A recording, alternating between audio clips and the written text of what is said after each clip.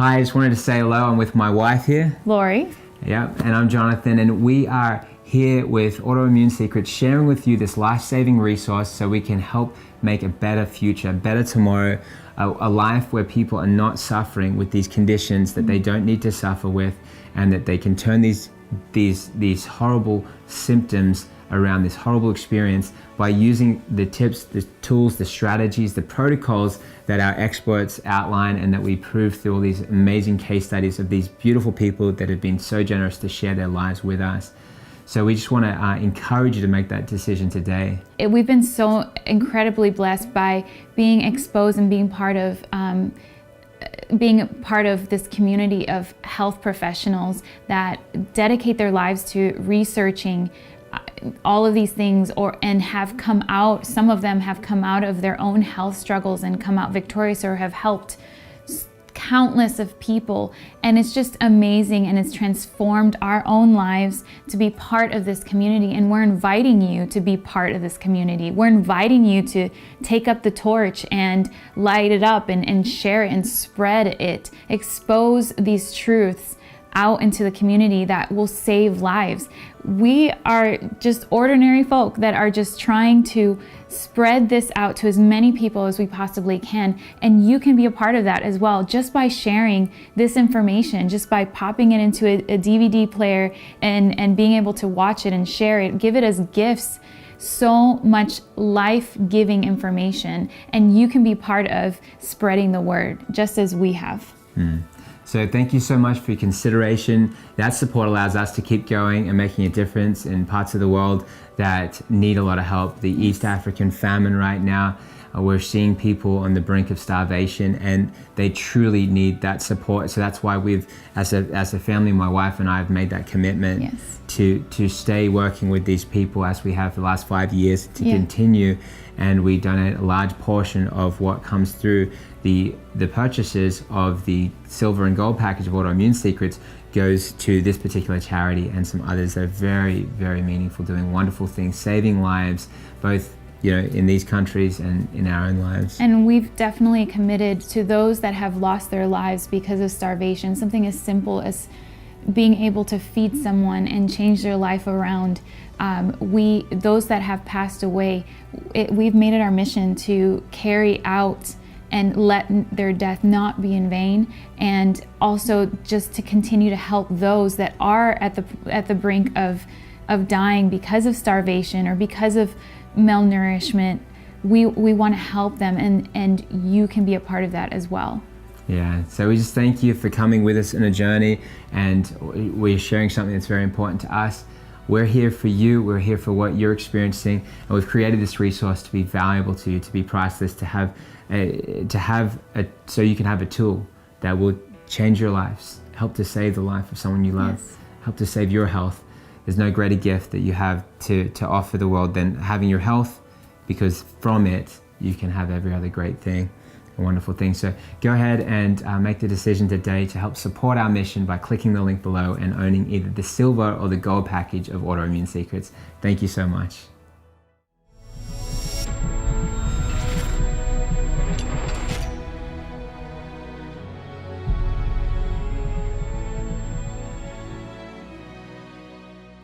Welcome to Autoimmune Secrets. I'm so glad that you're here. I'm your host, Jonathan Otto.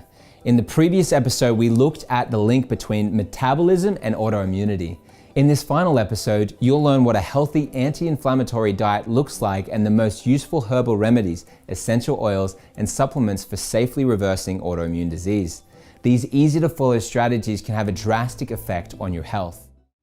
Autoimmune conditions most of these disease conditions are just a warning. It's just saying, hey, something's out of balance. Here's how you can correct it, because they also come with the information of not only what is wrong, but how to fix it.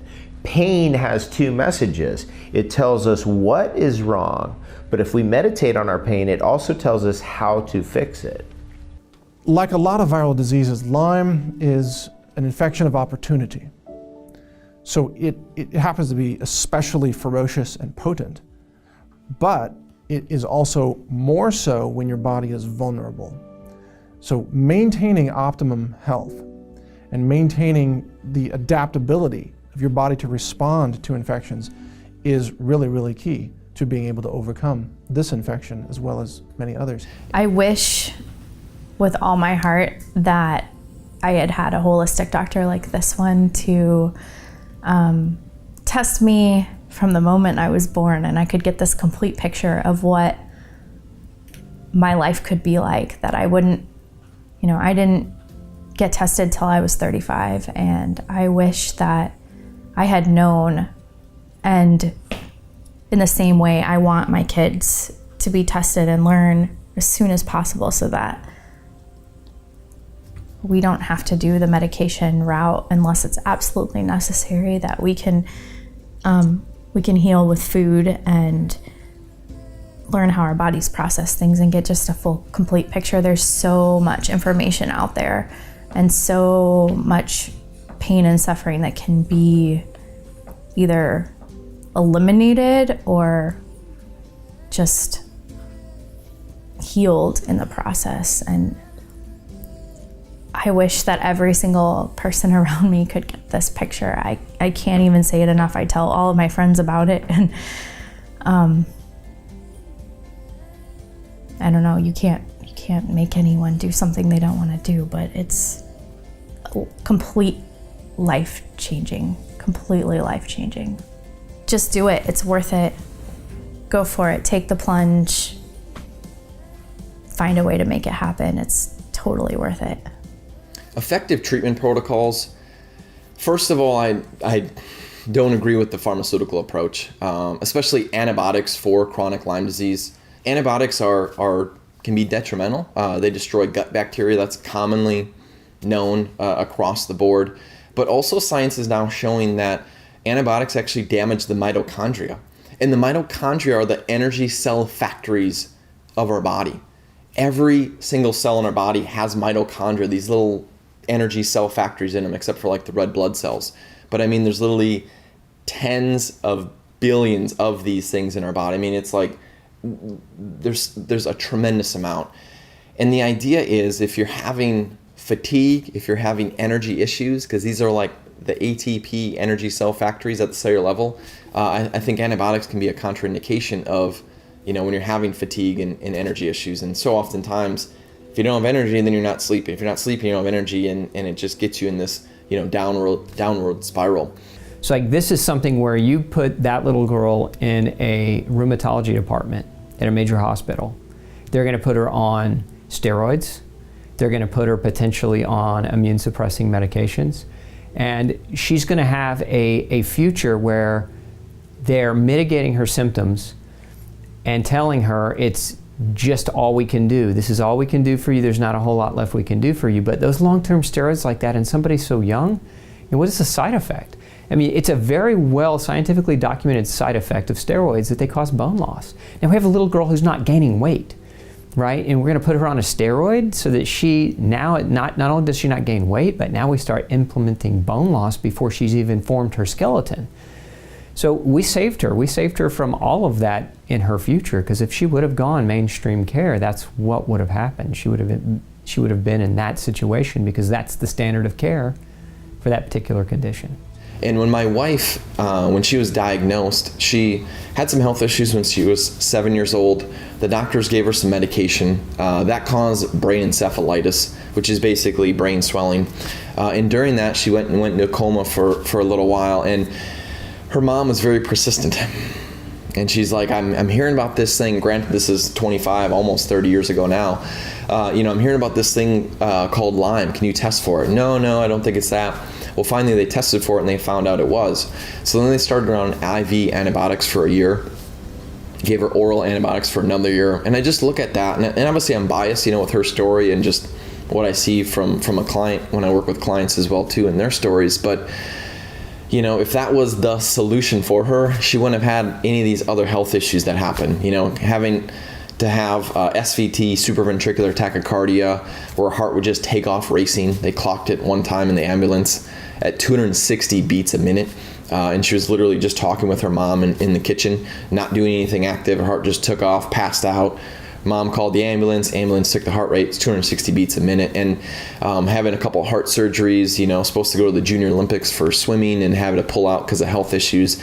If that was supposedly, the cure, I think she would have got well and stayed well, and that really wasn't the case. It really didn't get to the source. The list goes on and on and on.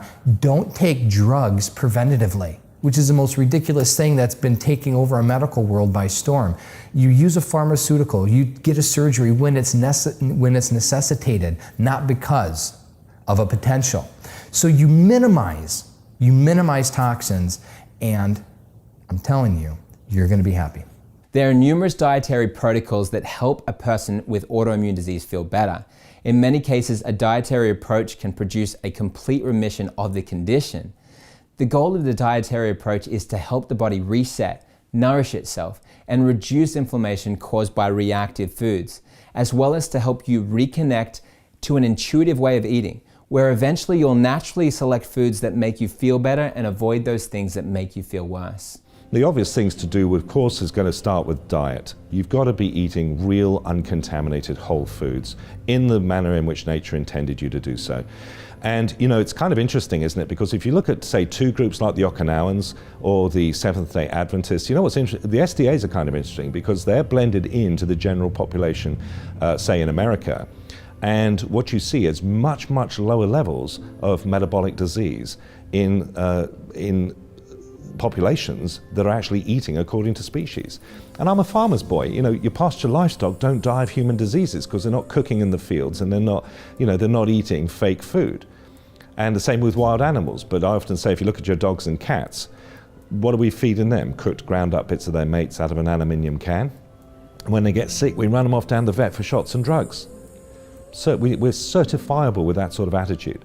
And once people have this explained to them, it does make all the sense in the world. And through, discussions with Dr. Oob and the information that he's given me and the books that I've read now, it's like you can also reverse autoimmune conditions strictly from the way you eat. In fact, one of the books that I read said that like 65% of autoimmune conditions is diet, not genetics. So you can be completely predisposed to, genetically to an autoimmune condition, and it doesn't mean that your genes have to express that condition if you eat right. And that to me was like that was my light bulb, bright light moment, is that I was really literally eating myself to death or to a very miserable, environment of autoimmune stuff. The sad reality though is, as a fitness professional, as I've kind of told people about this, I've come to realize that there's a very small segment of society that will take the words and go, I'm gonna do what you did, Steve, and I'm gonna eat right for the next month. 30 days is really all it takes to reverse a lot of these conditions. They just won't do it. Because there's pills they can take, like prednisone or other anti-inflammatory drugs that will help you get rid of the symptoms, but you haven't actually solved any of the underlying problems. But what proportion of people have you found that will say yes and those that say no?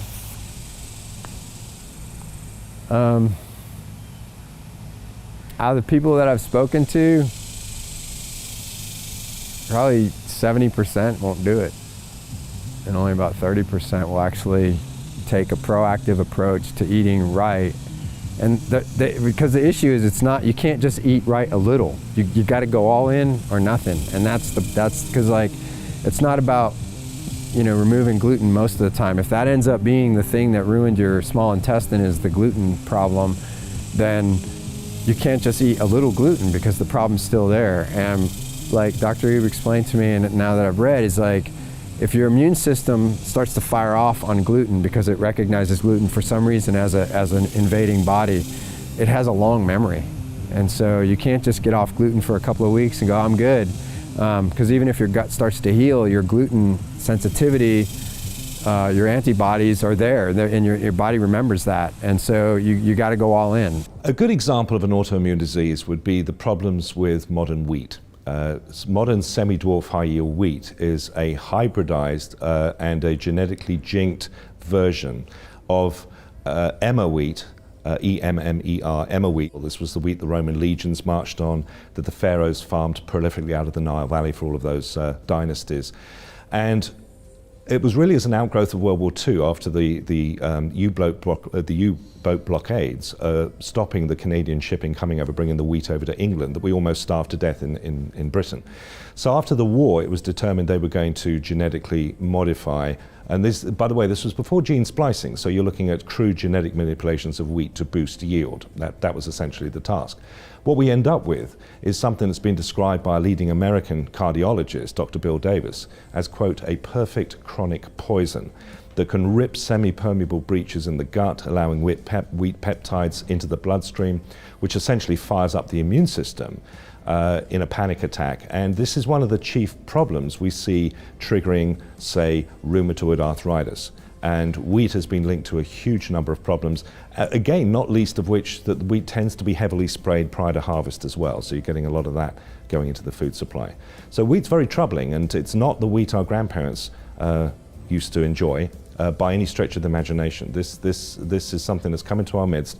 It's highly addictive because of the protein gliadin in it, which is an opiate. It binds to the opiate receptors of the brain. So wheat is an example of just what can happen when you come off the natural order and man's brilliance takes over. What's your diet now? Well, I go grain-free, dairy-free, soy-free, corn-free, rice-free, sugar-free. I think that's it. We try to get her to eat a lot of vegetables. What do you have to do for school every day? Are you able to eat lunch at school? Well, yeah, I'm not able to eat lunch at school. I always have to bring a packed lunch. We just have to do a lot of preparation and being prepared for leaving the house, making sure we have food in hot containers or something to heat up, or if we're going to be gone, taking a cooler with us. And I mean, she's had some definitely hard times where after a birthday party or something, I'd look at her and be like, do you need to have a big cry? And she'd be like, yes. And it would kind of come out every month or two that she was struggling, but I haven't seen that in a long time, right? Because what have we talked about parties and stuff that But it's what's only more about spending time with friends and having memories and not just the food that you eat.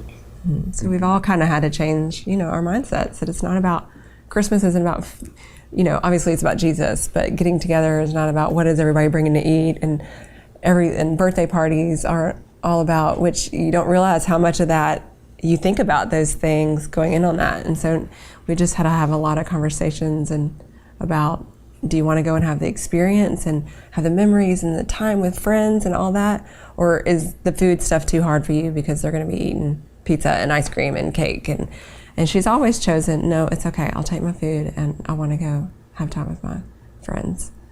And, we've had to change that too, the way we hang out with people too, with our friends. It can't be about the food and what everybody's bringing, because that's always gonna, we're gonna be not a whole lot of fun when it comes to that. But I say that, but there's some fun things that we enjoy. But we've had to just change our perspective to be, it's about hanging out with people and not about what we're gonna be eating. What did our protocol look like each day? So, I mean, it was, simply put, it was dietary avoidance. So we wanted her out of grain, right? Not eating any gluten, not eating any grain, no corn, no rice, no wheat, no barley, no oat, no teff, no millet, no triticale, no quinoa, no pseudograins, no buckwheat, no amaranth. So a lot of people, they think they're going gluten-free and they're following kind of a wheat, barley, rye-free diet, but they're not restrictive enough if they're truly gluten sensitive, because a lot of these proteins in these other grains either look or act just like gluten to people and trigger autoimmune disease. So you've got to get all those things out. So it was a dramatic change in her diet from what she was used to. That diet change, that grain-free, gluten-free diet change is permanent for her. It's not, we're not going to do that until the symptoms go away and then start reintroducing that food again. We're going to keep it out for the rest of her life. So if you have that friend, it's based on them loving and caring for you, not for who they think you are, or something that you're just putting forward, like a mask that you're wearing, like, let me just pretend like I'm everyone else, right? but that's not you. So how is that person going to love you if you can't just be you and be like, hey, look, this is me. I can't actually eat that right now. I can't eat these things, and this is what I can eat, and this is me. And you'll find, and you've already found, people that, like, you know, obviously your parents love and care about you. They ain't trying to force you to do something that's not good for your body, and nor would your good friends. They're not all your friends. They're not. Some people are going to be people you can keep close, and some people are going to be people that you know, you can't keep so close, right? And those that you can have right by your side because they protect you and they care about you. And if you're going to go eat something bad for you, they say, hey, you shouldn't do that, right? You've got good friends, don't you?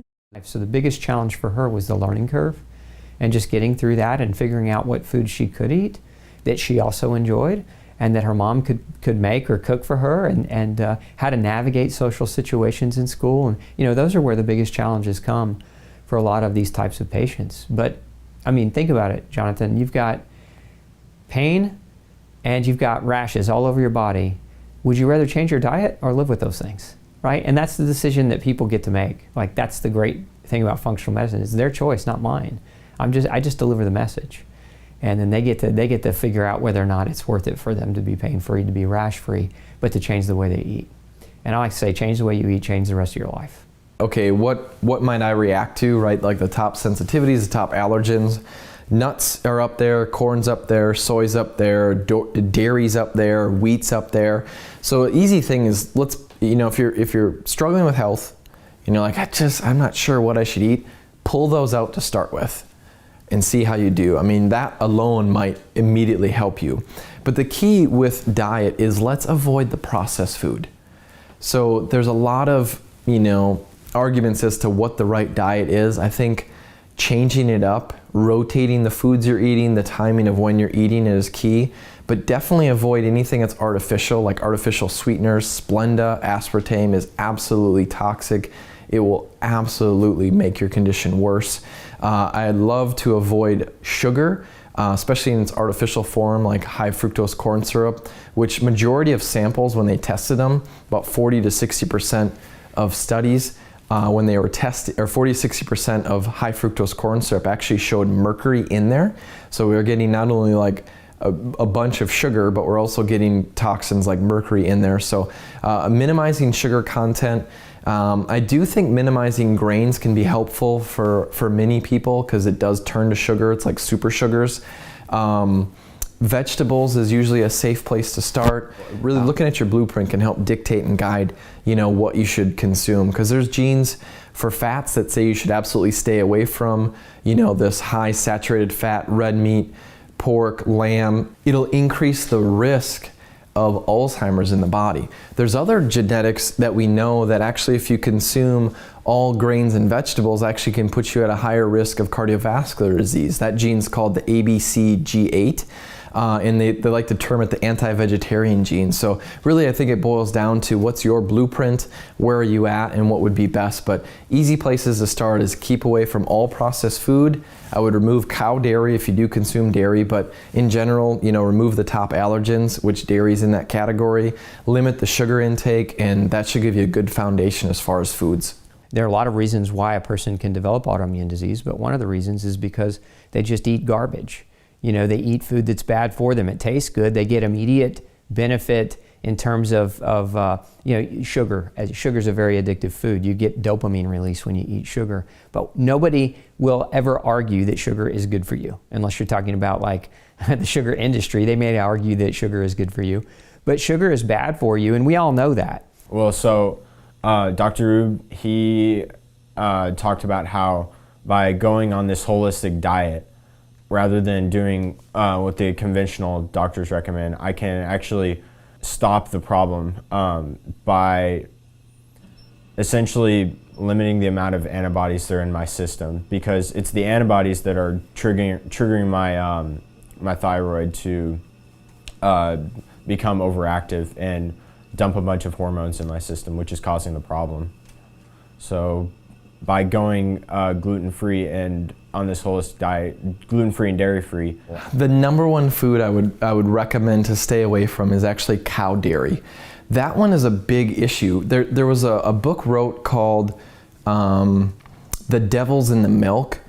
Keith Woodford, I believe, wrote it. And basically through the research, what he was finding is that there's the casein protein, which is in dairy. In cows, there's actually a mutation that happened.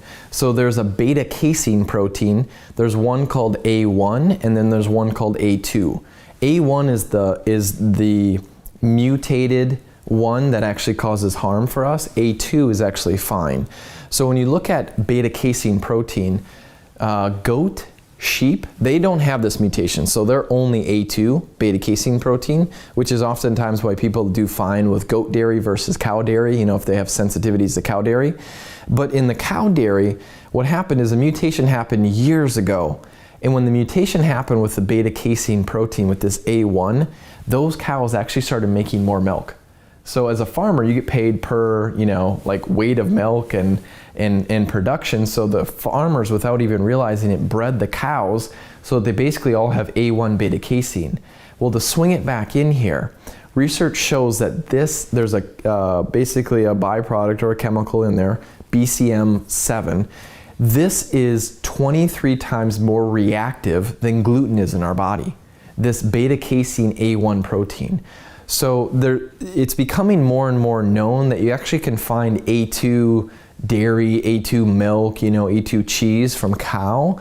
Not as much quite yet, but it's a safer bet, if you're going to consume dairy, to do more like the sheep and goat. So I really think if you're struggling with autoimmune issues, stay away from cow dairy, because the chances of, 99% of the cows out there have this A1 beta casein mutation, and it's so much more reactive than even gluten. And we know how much, reaction can happen with gluten and autoimmunity. So I want to talk about chicory root. Have you heard of chicory root? Chicory root has been present for a long time, especially from World War II. Chicory was invented or imported by New Orleans many years ago during World War, because people were craving caffeine or coffee.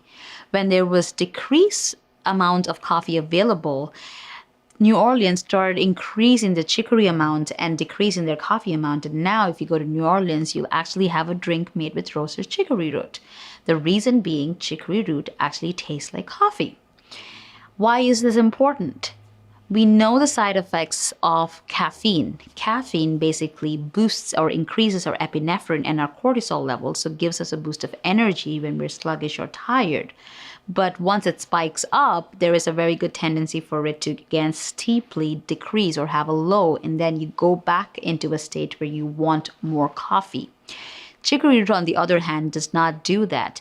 It increases your energy levels, and then there is a steady decrease or decline of it, so that way you're not having high spikes and lows in your body. Chicory has also been found to have very high amount of inulin, which is a soluble fiber, which also is good for decreasing your triglycerides and cholesterol in your level, and it helps to modulate blood sugar. Other things about chicory is it's a high carbohydrate intake, so it's used for high fiber in your body, for gluten-free people who really need more of the fiber in your body and want to substitute it with a sweetener that is not as sweet as sugar, or all the flour that you want to use, you can use chicory root. Other things about chicory root is it also regulates the thyroid levels and the thyroid hormones in your body, and also treats eczema. So the next time you want to grab that cup of coffee, you can always go and grab chicory root coffee. Also, that would also give you that will decrease the cravings that you have in your body and give you the relief and the boost of energy that a regular cup of coffee would do. One key point is understanding the issue of leaky gut. Many health professionals are trying to say that it's not a true health concern. But if we really take the science and we study and we understand how the gut works and we understand what's really going on, then all the puzzle pieces start to fit.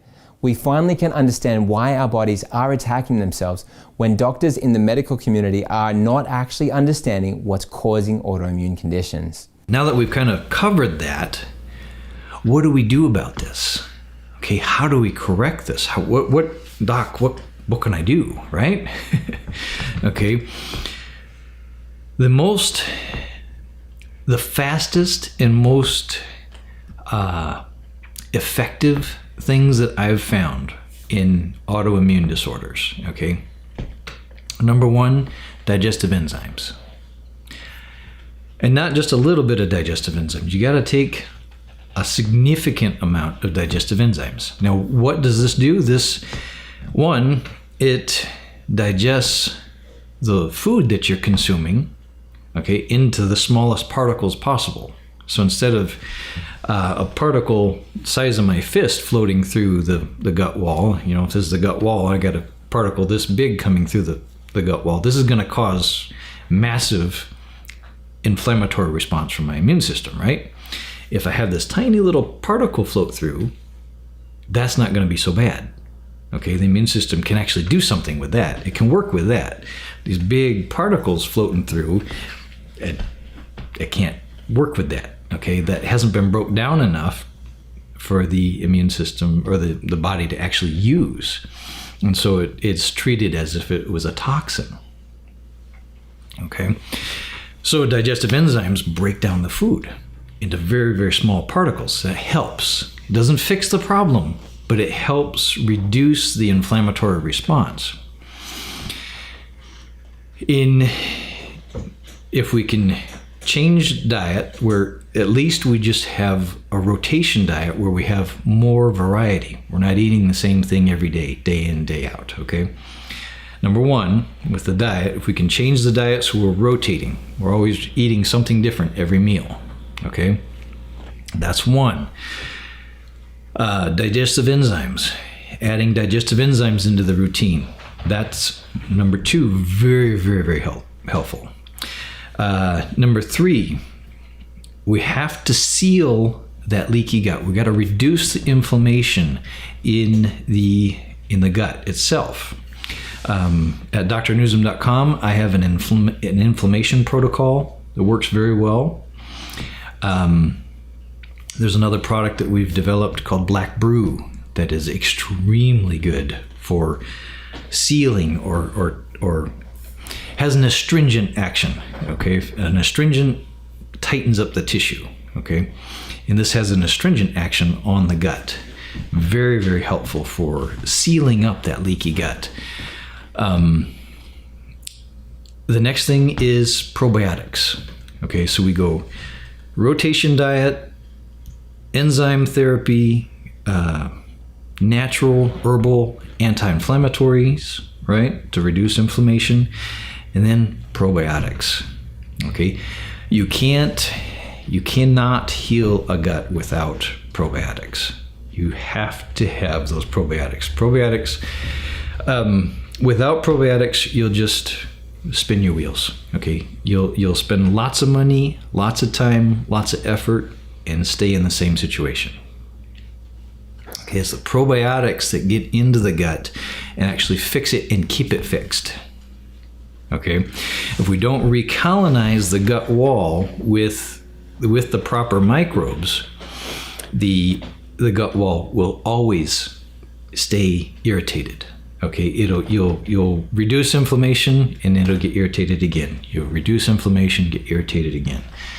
All right, and so it just becomes a cycle. So then how do we fix leaky gut? Well, two things. Remove the stressors that are causing the inflammation and bring in some healing agents. Okay, so what are the stressors? If we, again, back to that tube of the digestive tract and the lining, the single cell thick lining on the inside of it, when we consume foods and beverages that are inflammatory, then that single cell lining starts to break down. Inflammation will break that down, and now you have the holes that particles move through. So some of the inflammatory stressors are obvious, right? We know that alcohol consumption, for example, can weaken the lining of the gut. Packaged processed foods, definitely. These are foreign substances that the body doesn't know what to do with, right? So inflammation is part of an immune response. You know, we eat a foreign substance and our body, in particular the gut lining, says, that looks unnatural to me. That's a foreign substance. I am going to reject this the best I can. Mounts inflammation. So returning to a whole foods diet, moving away from processed packaged foods, and particularly if one can start producing some of their own food and medicine at home, so that that food has the highest nutritional quality and the least amount of toxicity, right? Then you'll be removing a lot of the stressors that can cause the leaky gut condition. But if someone chooses a diet that's more of the plant-based vegetarian direction, then some of the best healing ingredients are aloe vera and chlorophyll. So you can buy liquid aloe vera at a natural health food store, or you can grow your own aloe vera and juice the pulp of your aloe vera plants and drink it about a quarter of a cup, a couple of 2 or 3 times a day. It's very much like how we use aloe vera on our skin when we have a sunburn or a cut. It's the same type of tissue on our skin outside as it is on the interior lining. So aloe vera and liquid chlorophyll. So this will stimulate the regrowth of those cells. So those are my 2 top best recommendations. I would say the best way to manage and minimize an immune attack on the thyroid gland is to manage your overall immune health, right? That would be the same as any other type of autoimmune condition. So minimizing the stressors to your gut, packaged processed foods, sugar, alcohol, stress, right? When we are under stress, our adrenal glands are pumping out excess cortisol, if they still can, and that cortisol weakens the immunity, the SIGA, in the lining of the gut. So there's a very well-known connection between stress and weakening the lining of the gut. So how do we really reduce stress in our crazy lives these days? It's making a commitment to get to sleep on time, right? It's making a commitment to go for walks and spend more time out in nature, right? It's making a commitment to eat whole foods instead of packaged processed foods. You know, these are biochemical stressors in the body, right? Mindfulness, meditation, practicing loving kindness in our relationships with others. All of these things will help us manage stress. And for anyone who's managing an autoimmune condition, they really need to be employing every kind of stress management that they can. One of the keys to good health is real commitment. If you don't have the commitment to stick with what you're learning, then it can only benefit you as far as you're willing to go with it. So when you're looking at this information, don't just let it pass you by. Really consider making a life change. Decide to make the commitment to follow through, and when you see those changes in your life, it's going to feel worth it.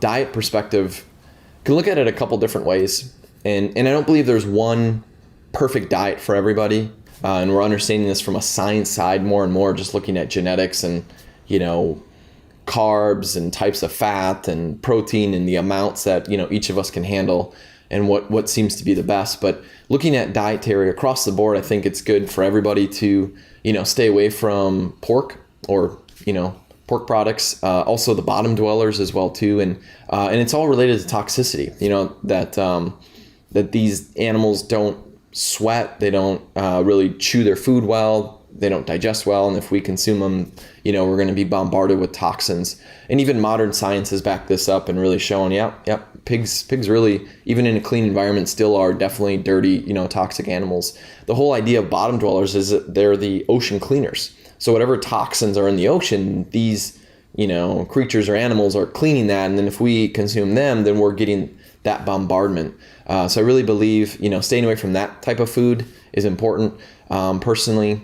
And then also too, food-wise, so we've got foods that we eat or stay away from, and then we've also got foods timing, like when we eat. So okay, let's say you have just use calories for an example. You have 2,000 calories that you consume every day. instead of, consuming them from 6 a.m. till 8 p.m., we can literally change that window of when you eat. So you're eating the same amount of food, but in a smaller window, and that popularized now as like the intermittent fasting word for that. But what that means is basically, you're eating within maybe a 6 to 8 hour window, and then the other roughly, 16, 18 hours you're not eating, and that's allowing your gut to heal. That's allowing your intestinal tract to heal. And fasting was something my wife was, through her crisis when the bottom fell out, it was something that literally her body was just kind of forced her to do. So there's intermittent fasting. There's also block fasting. That's what my wife really did, is more of like a block fast. She dropped all her baby weight super fast, and not recommended. It was just, the crisis that she was going through, and that's what she had to do. But block fasting is, where you're taking a few days and you're doing water fasting. You always want to, monitor electrolytes and make sure you get enough electrolytes in with water. But fasting can be really important. And then also the foods. And then another topic that's super important in the food diet side is making sure to not consume GMOs, genetically modified organisms. So really eating non-GMO. We need to be empowered, and we need to realize there are things that we could do. And what is that? You need to eat organic as much as possible. You need to eat GMO-free, non-genetically modified foods. You need to, as much as you can, make your own healthcare products and cleaning products specifically. And if you don't have the time, I get it. There are trusted resources that you could find that sell good stuff. There's a whole plethora of pharmaceutical goodies that often come with an autoimmune diagnosis. Rather than let Western medicine tell you that you have to go on steroids or autoimmune drugs for the rest of your life, take matters into your own hands and include supplements in your autoimmune reversal regime. So we have chemicals, we have foods, then we have what food provides, which is nutrients, right? Vitamins, minerals, amino acids, proteins, right? Going back to what I said earlier about selenium.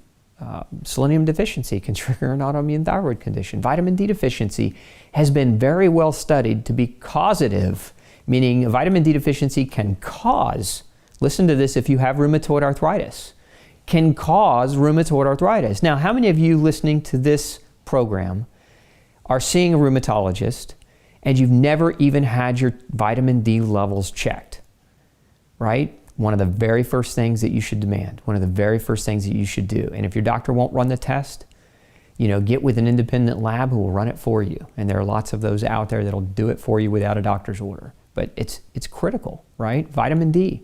She takes a lot of supplements, which have decreased a lot over the year, but we started off with 25 pills a day she had to take. Vitamin and mineral supplementation. And so for her, it was part of her diet was cleaning that up. For her, part of it was we did some supplementation. She was deficient in vitamin B2 and some other B vitamins that we had to clean up. And B vitamin deficiencies can cause skin rashes, right? So we wanted to put her on these B vitamins because she was deficient in them, and that was part of her plan. That was part of her protocol.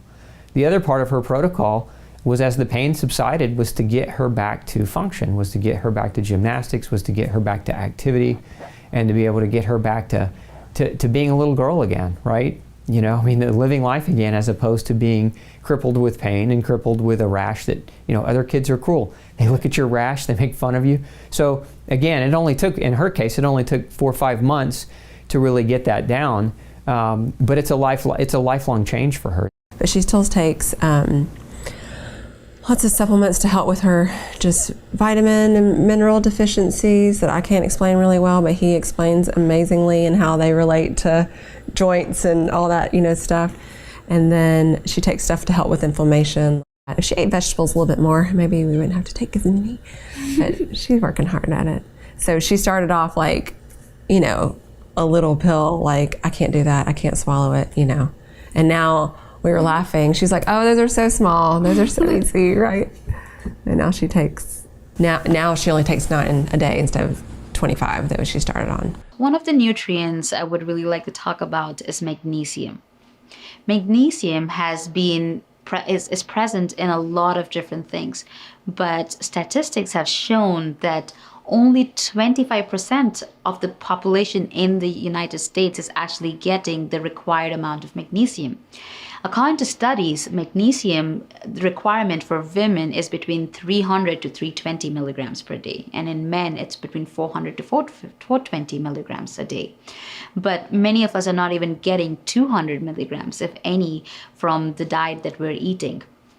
Magnesium is found in different kinds of plants, and one of the highest sources of magnesium is present in nuts like almonds and cashews and walnuts, and in dark green leafy vegetables like spinach and watercress and dandelions, and grains like buckwheat and millet. And when we ingest our food, when we ingest our food, we have to make sure that we cook it right or we eat it raw. Depending on the cooking procedures that we do, we might kill the nutrients or the minerals that are present in our food. So we have to be very careful in eating either raw food or just soaking it overnight. When we're ingesting beans, it's advised that we soak our beans overnight to actually break down a layer called phytic acid, which is, one, causes a lot of bloating in our body. Two, when we're ingesting phytic acid, we're not really absorbing all the nutrients well for our food. So when we're using beans, it's advised to soak the beans overnight, which will help break a substance called phytic acid. When we actually break the phytic acid and discard it, we're actually helping our beans to be absorbed into our body and not preventing the absorption of other vitamins or minerals that are present in beans. So to eat magnesium or to be absorbing magnesium, we should try and avoid substances that prevent it from absorption. Some substances enhance the absorption of magnesium, and some of those are like vitamin D and vitamin K, and they help us absorb the vitamin better because of the fat solubility or the high vitamin K that we're actually absorbing with our vitamins. Why magnesium? Why are we talking about magnesium? Researchers found out that 3,000 different protein binding sites actually use magnesium. And in the different biochemical reactions in our body, we use magnesium to produce 300 different enzymes in our body. When we have deficiency of magnesium, we end up having muscle aches, bone aches, depression, we have fatigue, we have weakness, because magnesium helps in forming energy in our body, which is the ATP in our body. And if you're not producing energy in the mitochondria or of the cell that is present in our body, then we are not having energy, and so that's why we are fatigued and we have weakness. Magnesium is also used in the cell membranes of our body, and so that's why when we do not have magnesium in our body, we're actually having leaky brain syndrome, where all the nutrients are being absorbed, but they're not really being absorbed in the right place and causing the right reactions to take place to release the right neurotransmitters. Magnesium is one of the nutrients that is used in producing serotonin, which is the happy hormone, and that's why when we are deficient in magnesium, we end up having depressive symptoms and anxiety in our body. And that's why magnesium has been found out to be a very essential nutrient required for bodily functions. And magnesium, like I said, has been present in a lot of different vegetables and a lot of different fruit, but you have to be very careful when you ingest it and you're washing it and you're consuming it. And sometimes, though we get it, our soil right now, because of all the pesticides we're using and because of all the excess and mass production of food, does not have enough magnesium left in the soil to actually be absorbed by the plant. So many of the plants now, as opposed to 500 or even 1,000 years ago, have only half the amount of magnesium that they actually used to have. So when you ingest a whole cup of spinach or almonds or cashews, instead of getting 500 milligrams of magnesium, you're only having 200 milligrams of magnesium. And that's why magnesium now is also supplemented in capsules forms or in tincture form or in different extracts of magnesium that is actually useful and required for our body, for all our bodily functions. Because there's so many different kinds of magnesium available, what is the magnesium that's right for you? There's different kinds of magnesium. One of that is magnesium glycinate. There is magnesium oxide. There's magnesium citrate. There's magnesium taurate. What do you choose and how do you choose what magnesium is right for you? Now, if you are constipated or you have a lot of GI issues, or you need to actually expel and have a bowel movement, the magnesium that you need to be taking is like a magnesium citrate or a magnesium oxide. And so any of these magnesiums help to release the toxins in our body, bulk up our stools, and actually help having a bowel movement. But when you're looking for a magnesium that is good for neuroinflammation or for muscle inflammation in your body, then you're looking for a magnesium called magnesium glycinate. And when you use magnesium glycinate, this is better absorbed. This actually is one of the highest and optimum bioavailable magnesiums that we can actually supplement our bodies with. And so what do I mean by that? As soon as you take the magnesium, it is easily absorbed into our body. All of it that you're taking is absorbed into your body, and it's causing the things that need to be caused in decreasing inflammation. So some of that is magnesium glycinate. Another kind of magnesium called magnesium taurate helps actually to calm and restore your nervous system.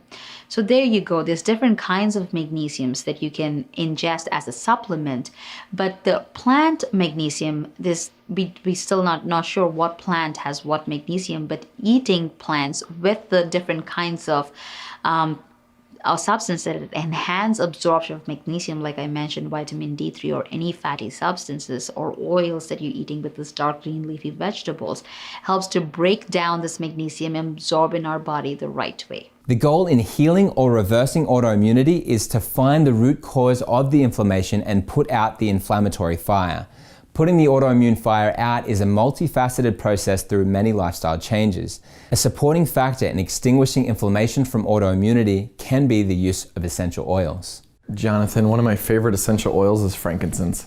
I love that oil, and it seems to work really well with brain drainage. So for somebody that's suffering with brain fog, memory issues, like, you just can't think clearly or remember things, and just more like the brain inflammation, frankincense is an amazing oil. And one of my favorite things to do is you can just take a drop of frankincense, and then essentially all you're gonna do is smear it from one temple across the forehead to the other temple.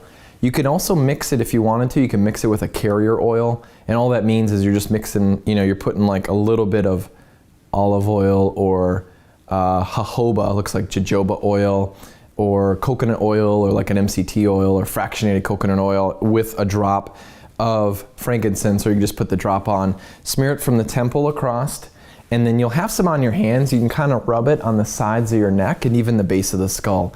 And what I found with frankincense oil clinically is if you feel just like pressure or headache, memory stuff, that usually improves just from frankincense oil. And I believe clinically it's because it opens up this pathway from the brain to the lymph to clear toxins out. And here's an easy way I think of this, Jonathan.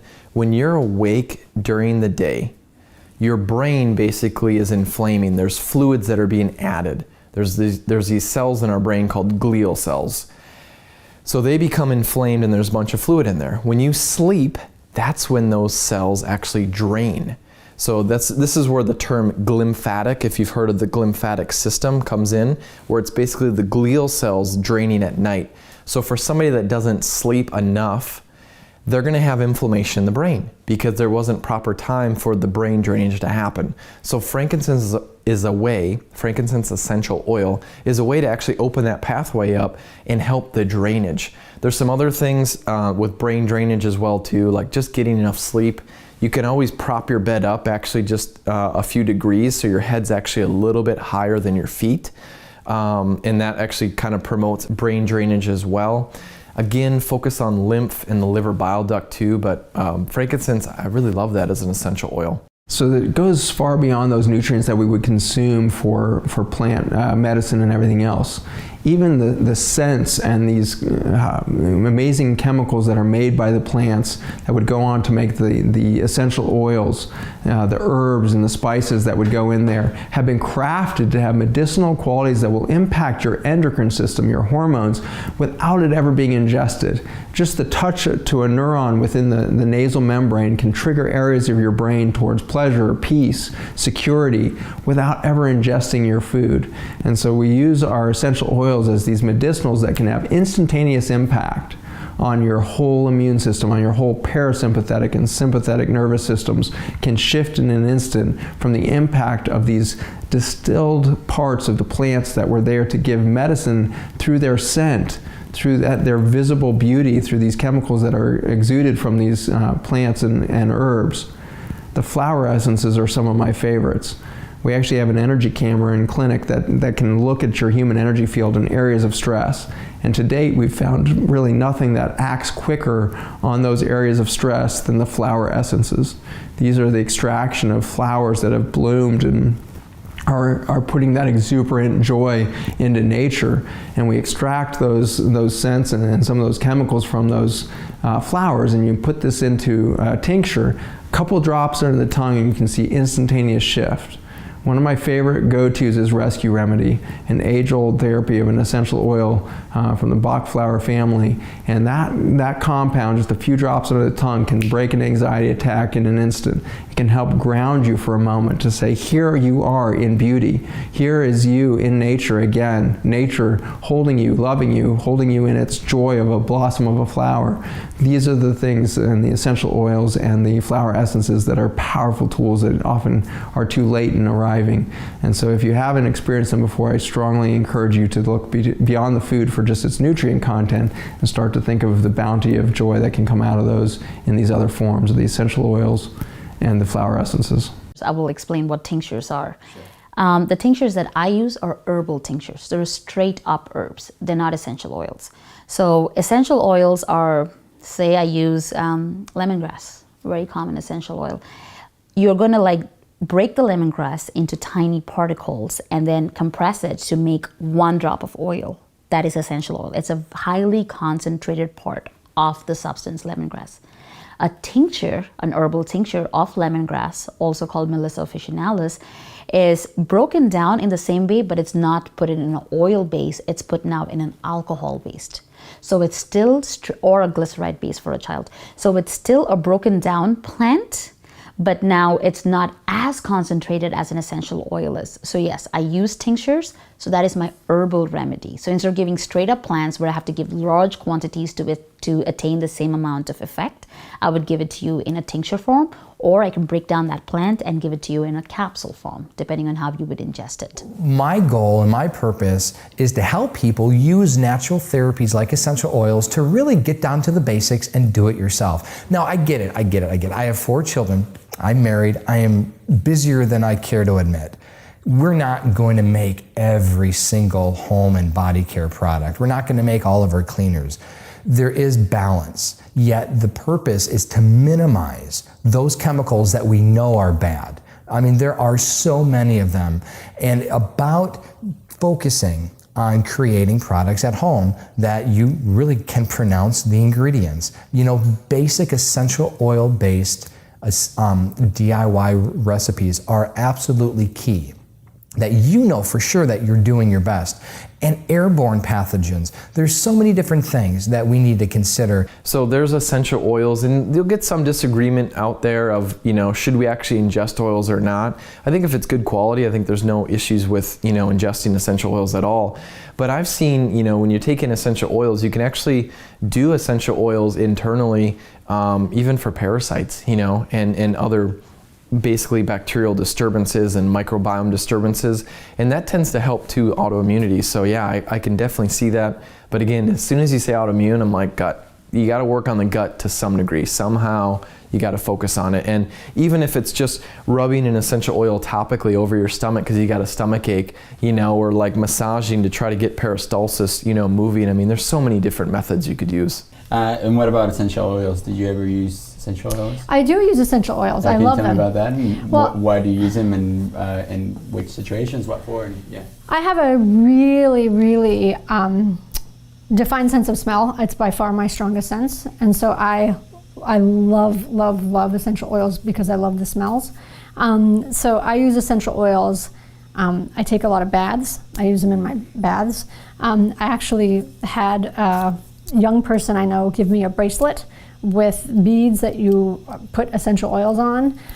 They're real porous, and so they absorb the oil, so you can smell them all day long. I think it's a real de-stressor. When I'm not feeling well, I've always had peppermint oil beside my bed, because when I'm not feeling well, I'll take a peppermint oil and put it on a cloth and put it on my chest, and that helps me not throw up.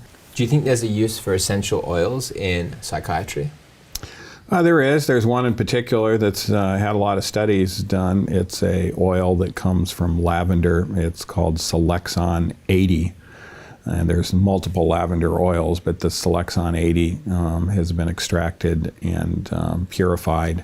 And it's been shown to be an antidepressant as well as anti-anxiety relieving without frontal lobe suppression. In fact, it seems to enhance the frontal lobe. For instance, in people that have test anxiety, they'll take this lavender oil preparation.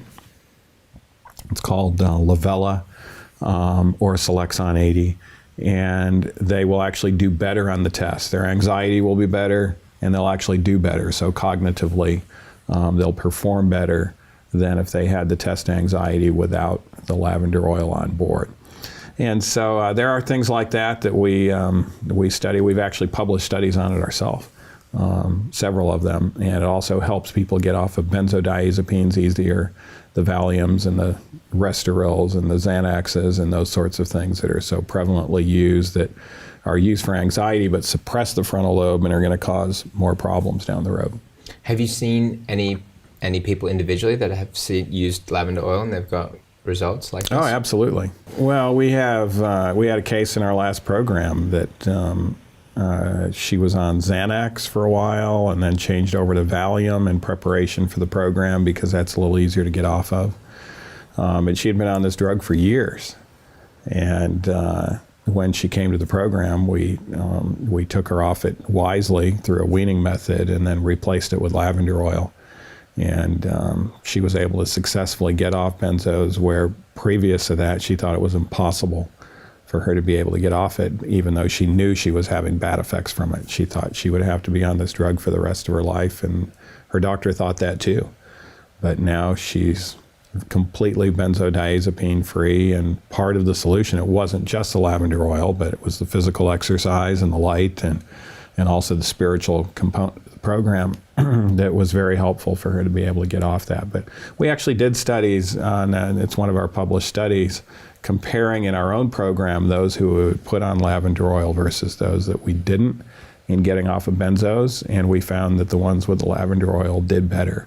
So we know it's having an effect. Yeah. Wow, lavender oil. So now what does that lead you to believe in regards to other essential oils and their potential help? Oh yes, well, I mean, there are, the classic essential oils that are essential are your omega-3 oils. When we get down to essential, there's only two absolutely essential oils, and that's omega-6 and omega-3. And omega-6 are essential, but they're abundant in our food supply. Omega-3 is not as much. But the omega-3 oils help with focus, concentration, they help with mood, they help prevent mania spells, they help prevent depression in the various forms. There's three main forms of omega-3, but they all can have their positive effect. And where can somebody get omega-3 oil? Where it comes from is from, some of the omega-3s only come from the plants of the waters.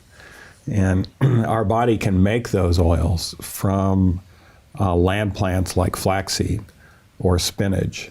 But we can get those oils directly from eating fish, which has its risks now because of the toxins that are present in fish, or get it from where the fish get it from, and that's the plants of the waters.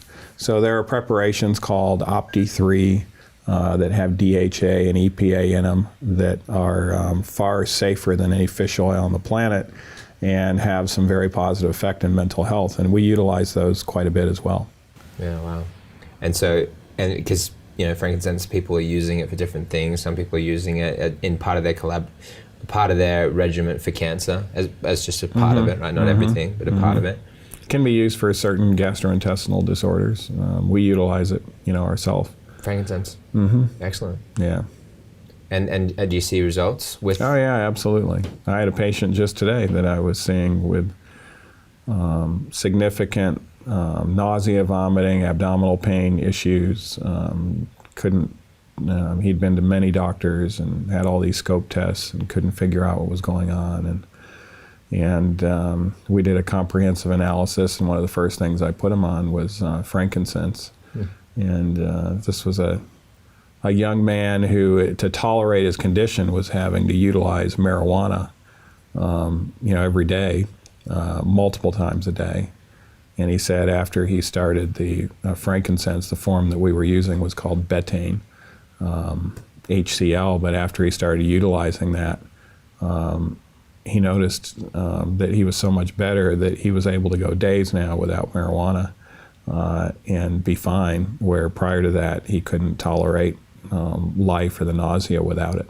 How did he ingest the oils? It was in a capsule. Capsule, cool. And so carry oil with it, like olive oil or something like that? Yeah, you can take it. I mean, you get a little better absorption when you do it with food. So at the end of a meal or something like that. When you look at the use of any supplement or herb, essential oils become part of the process of healing. And certainly the amount of oil that's used in essential oil is basically the amount that's like a liposome delivery, like in a capsule or a tablet, or the amount that one scents or puts on their skin. So essential oils can be a part of the healing process. I mean, you look at asthma, you look at breathing conditions, you look at various autoimmune conditions, and what you have to realize is it's the matter of balancing the body's hormones, balancing the diet, getting the movement of exercise, breathing properly, and helping to remove toxins from the environment. So all of these things come together. So we do questionnaires on our website. We have people take a very detailed questionnaire. It takes about 25 minutes to fill all the information out, and that allows us to see what kind of foods are people eating, what's their exercise, what are their sleep patterns, what supplements, if any, do they take. So we really have to take that into account, because from that we can really assess better how to help people, because each person's different, each person's in a different situation, however their body broke down or created this condition or problem. So to heal the body, to get back to optimum health and ideal energy and well-being, we really have to look at how each of these nutrients come into play. Like molecular hydrogen, we put a tablet in a water, it dissolves, we drink it, and that gives enriched hydrogen, trillions of molecules throughout the body to help cleanse the body. And the only byproduct is it turns into water. It just leaves the body as it breaks down these toxins. So that's going to help in the fight against cancer, about inflammatory diseases.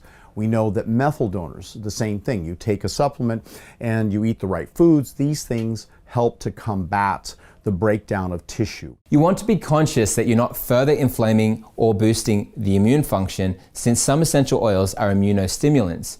You don't want to double your body's effort in attacking itself.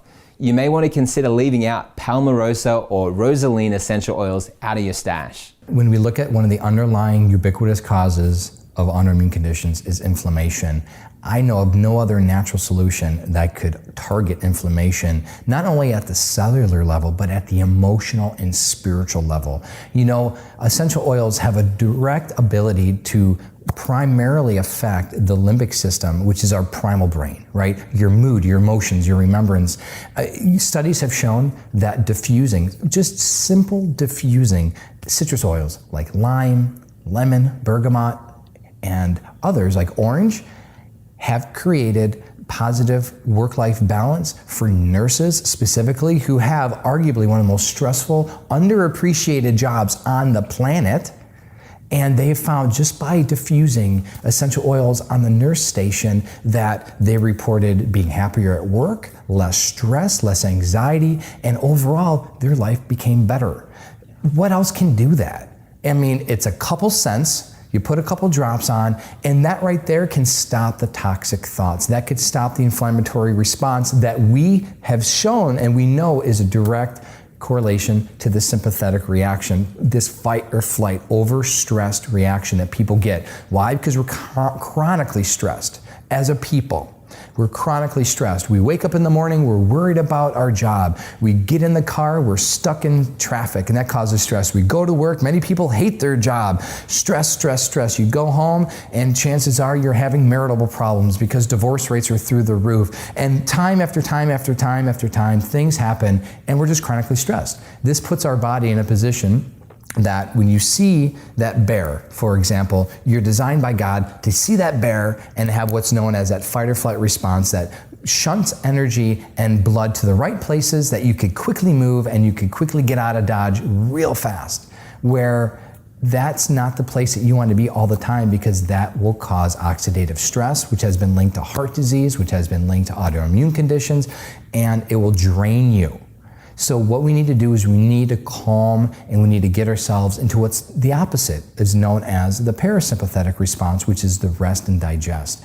How many people eat and they're stressed while they're eating, or they're eating in their car getting fast food because they're only got 15, 20, 30 minutes between driving from work? That's not where we want to eat our food. That's not how we want to digest. So using essential oils to calm stress, to improve mood, to balance your life, and also essential oils have a direct effect on inflammation, actually proven to decrease salivary cortisol levels, which are a direct marker of stress throughout the body, which is the hormone that the adrenals produce when we're stressed. So a lot of people that have adrenal fatigue or just burnt out adrenals because they're producing so much cortisol because they're chronically stressed, they find that simply applying a topical application of essential oils like bergamot, like lavender, and many others like ylang ylang, which is a fantastic oil for harmonizing the body and creating peace. Just simply applying those oils diluted with a carrier oil over your adrenals has been shown, and a lot of folks that I've worked with said, it saved my life. It helped me. People with autoimmune conditions, their hair is falling out, they're chronically stressed, they have so many food sensitivities, they don't know what to do. And just approaching the root causes, which are stress, which are inflammation. So you could do that. Another approach are the anti-inflammatory oils, your peppermints, your eucalyptus, your rosemary, your sweet orange. Again, you're gonna hear orange and citrus a lot going back and forth because these oils are highly versatile. These oils have a direct response, or can help your body dramatically decrease inflammation as a whole. So there's so many different ways that you could use essential oils. There's a topical, an internal, and an inhalation benefit that you could get. Yet I want to caution people just not to go willy-nilly. You really need to understand. You don't need to be trained in aromatherapy, but you need to understand the basics, and you need to find an essential oil educator that you could trust, that you could go and learn from, because as they could do benefit, they could also do harm. Well, anybody even reading the newspapers knows there's a huge war going on right now over the ethics and also the scientific use of cannabis oil or its legal variant, high CBD hemp oil. And there have been tremendous results as a result of using this. We also see that if people are suffering from previously intractable problems, for instance, Parkinson's, Alzheimer's, a lot of the brain tumors have responded very well to this. And science has found out that each of us have what's known as an endocannabinoid system, which is essentially a dashboard for the immune system. And the endocannabinoid system, or ECS, can be recalibrated using terpenoids and cannabinoid oils. And this has excited a lot of people in medicine and a lot of patients who are now traveling to areas where they can get this type of treatment. Sadly, not in all countries. And so there's a big push now to get this done because, by the way, the social use of cannabis aside is not something I would really countenance. I saw enough in my youth to see just how problematic that can become. But medical applications are absolutely phenomenal. So this needs to be brought in straight away. So I just wanted to talk a little bit more about inflammation and the effect that it can have on disease. Now, and to do this, I want to illustrate a little bit from 1918, what happened in the Spanish flu. If you've heard anything about the Spanish flu, it was one of the worst epidemics, pandemics that ever hit this world. They estimate anywhere from 25 to 50 million people died. I think that was 1 out of every 3 people. The way that it affected people, it apparently was a flu that affected younger, healthier people who had intact immune systems. And what would happen is that it wasn't necessarily the virus that killed them as much as it was the immune response, possibly, because these people would die very quickly. They would not be able to breathe. There was a lot of hemorrhaging. And it was during this time that Adventist sanitariums, which practiced hygienic and lifestyle medicine, that they were taking care of people who had the Spanish flu. They were doing it using a type of treatment called hydrotherapy, which is where you are using water of various temperatures to modulate the blood vessels.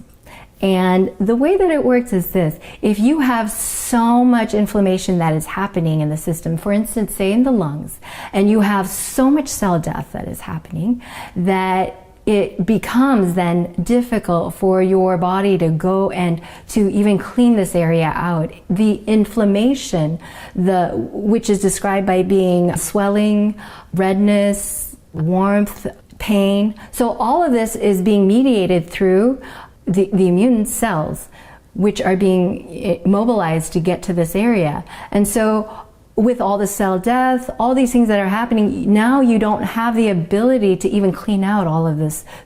It's basically a battlefield.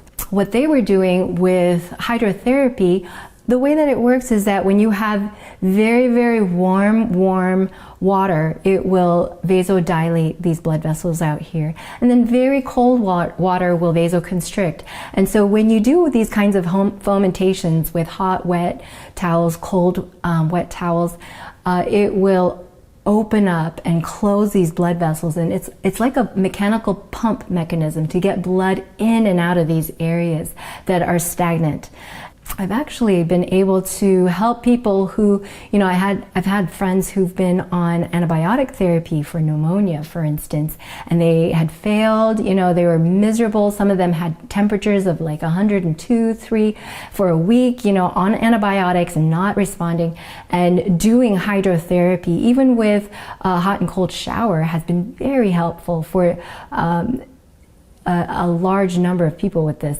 And so respiratory conditions respond very well to this, as do digestive system issues. When you are having any kind of inflammation, especially in these areas, the pelvis, the abdomen, it's really good to learn some of these very simple hydrotherapy techniques. Because what happens is that you might be on an antibiotic to help with fighting the bacteria that's causing the illness. But if you don't have good blood flow because of all the inflammation that has developed, you still might not respond very well. When I was working in the hospital, when I was in my training, that was one area, just because I knew a lot about these types of things. I really believe that hospital care, because my mother was trained as a nurse, she was the one that first started doing hydrotherapy for me as a child, and I found out she had learned about it because she was trained at a sanitarium. Back in that day, I guess a lot of Adventist sanitariums were teaching hydrotherapy. And it's very effective for pain as well as inflammation and infections and these types of things. It really illustrated to me how the body works. How when you're able to change things with something that's three-dimensional, there with your hands, you're working on someone's system. It really causes you to get a different type of understanding and a greater appreciation of how the body works. So this is something that I would really encourage people who have any kind of inflammatory conditions that are happening to learn more about how the body works and how you can help it along in healing, no matter what type of healing modalities you decide to use. The people who had gone to the Adventist sanitariums, I'm trying to remember how many, because they actually compiled the data after the Spanish flu had ended, and they found, I think it was around 600 people had been treated in these sanitariums, and their mortality rate was less than 1%. So it was dramatic how effective these treatments were. When we have these issues with the flu and all these things, people get very worried and anxious and scared. And it is true. It's something that we should take seriously. But I think really important is for us to know how to take care of ourselves. That way we don't feel so powerless. And I think that it will make it so that we can be part of the solution rather than just being part of the problem that someone else is going to have to help in the future. The second thing is really focusing on drainage and parasites. So drainage, I believe, is a great word, and I love to distinguish the difference between drainage and detox. So drainage, I think about, it's the normal pathways to clear things out. Detox is really focusing on it's pulling chemicals out of the body. So you're removing, radiation, heavy metals, glyphosate, pesticides, herbicides, like you're literally pulling the chemicals out. That's a detox in my mind. Drainage is really focusing on the pathways. So the colon's a drainage pathway. So if you're constipated, that's a drainage, pathway that's blocked up. The kidneys are drainers. The skin, if you don't sweat. My wife didn't sweat for years. We thought it was such a blessing. She didn't need to use deodorant, not realizing that's a drainage pathway clogged up and toxicity buildup is going to, continue to ensue. So you've got lymphatic also as the drainage, the brain draining into the lymph, what they call the glymphatic into the lymph.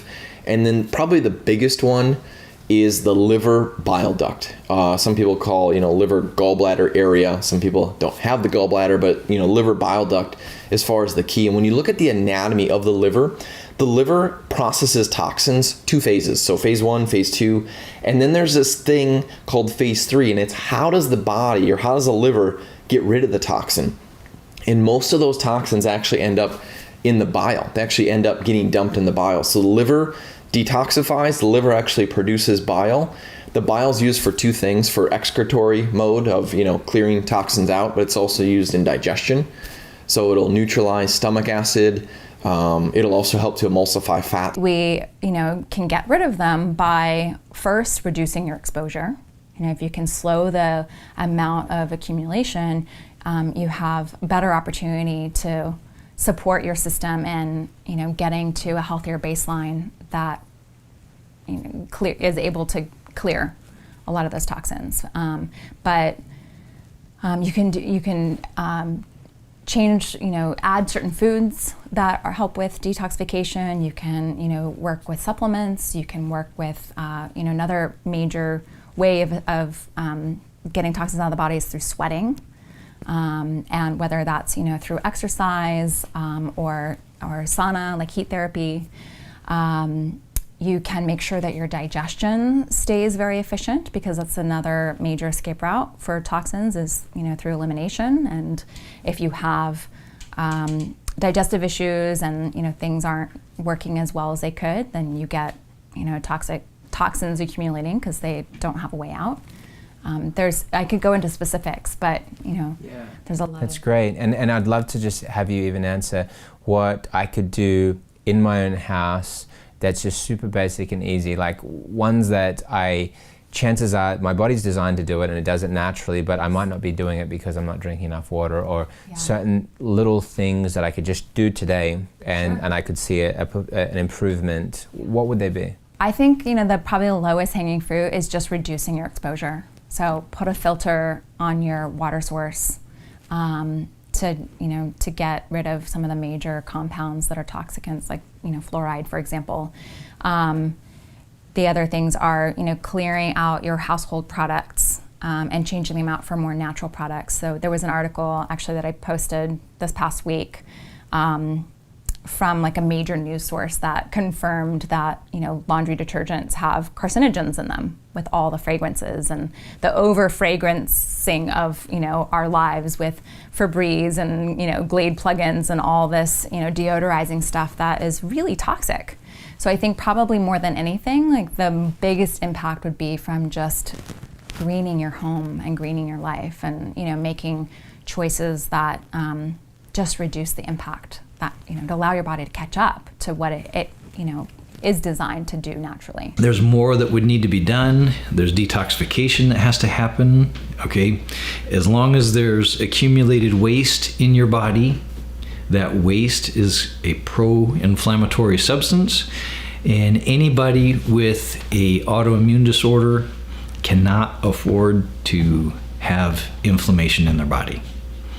They have to remove inflammation. Inflammation, and here's another example.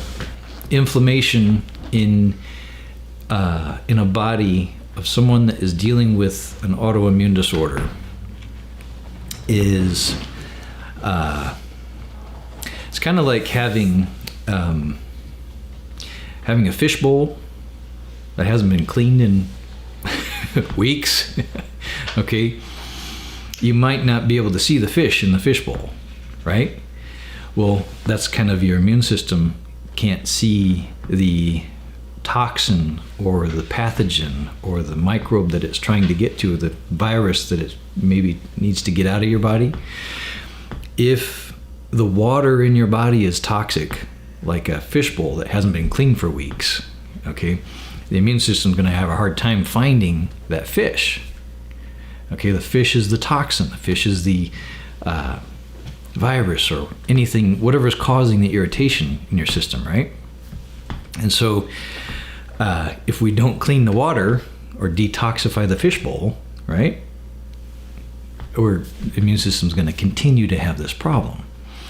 So we do our rotation diet, digestive enzymes, natural anti-inflammatories, and probiotics to stabilize the system. Then once the person gets to where they're feeling pretty decent, we need to move on to detoxification. Okay, as they then detoxify and that fishbowl gets cleaned up, right? We clean all that water. The immune system can actually start to function better and do what it's supposed to do. Okay, not do what it is doing, but do what it is supposed to do. Okay, and it takes time. By the time an immune system has become dysfunctional to the point that someone's dealing with an autoimmune disorder, there's retraining that has to happen. The immune system has to be retrained. Okay, this is what I'm talking about. This protocol here, by rotating the diet. Okay, eating something different every time you eat, never eating the same thing twice. This is a rotation diet.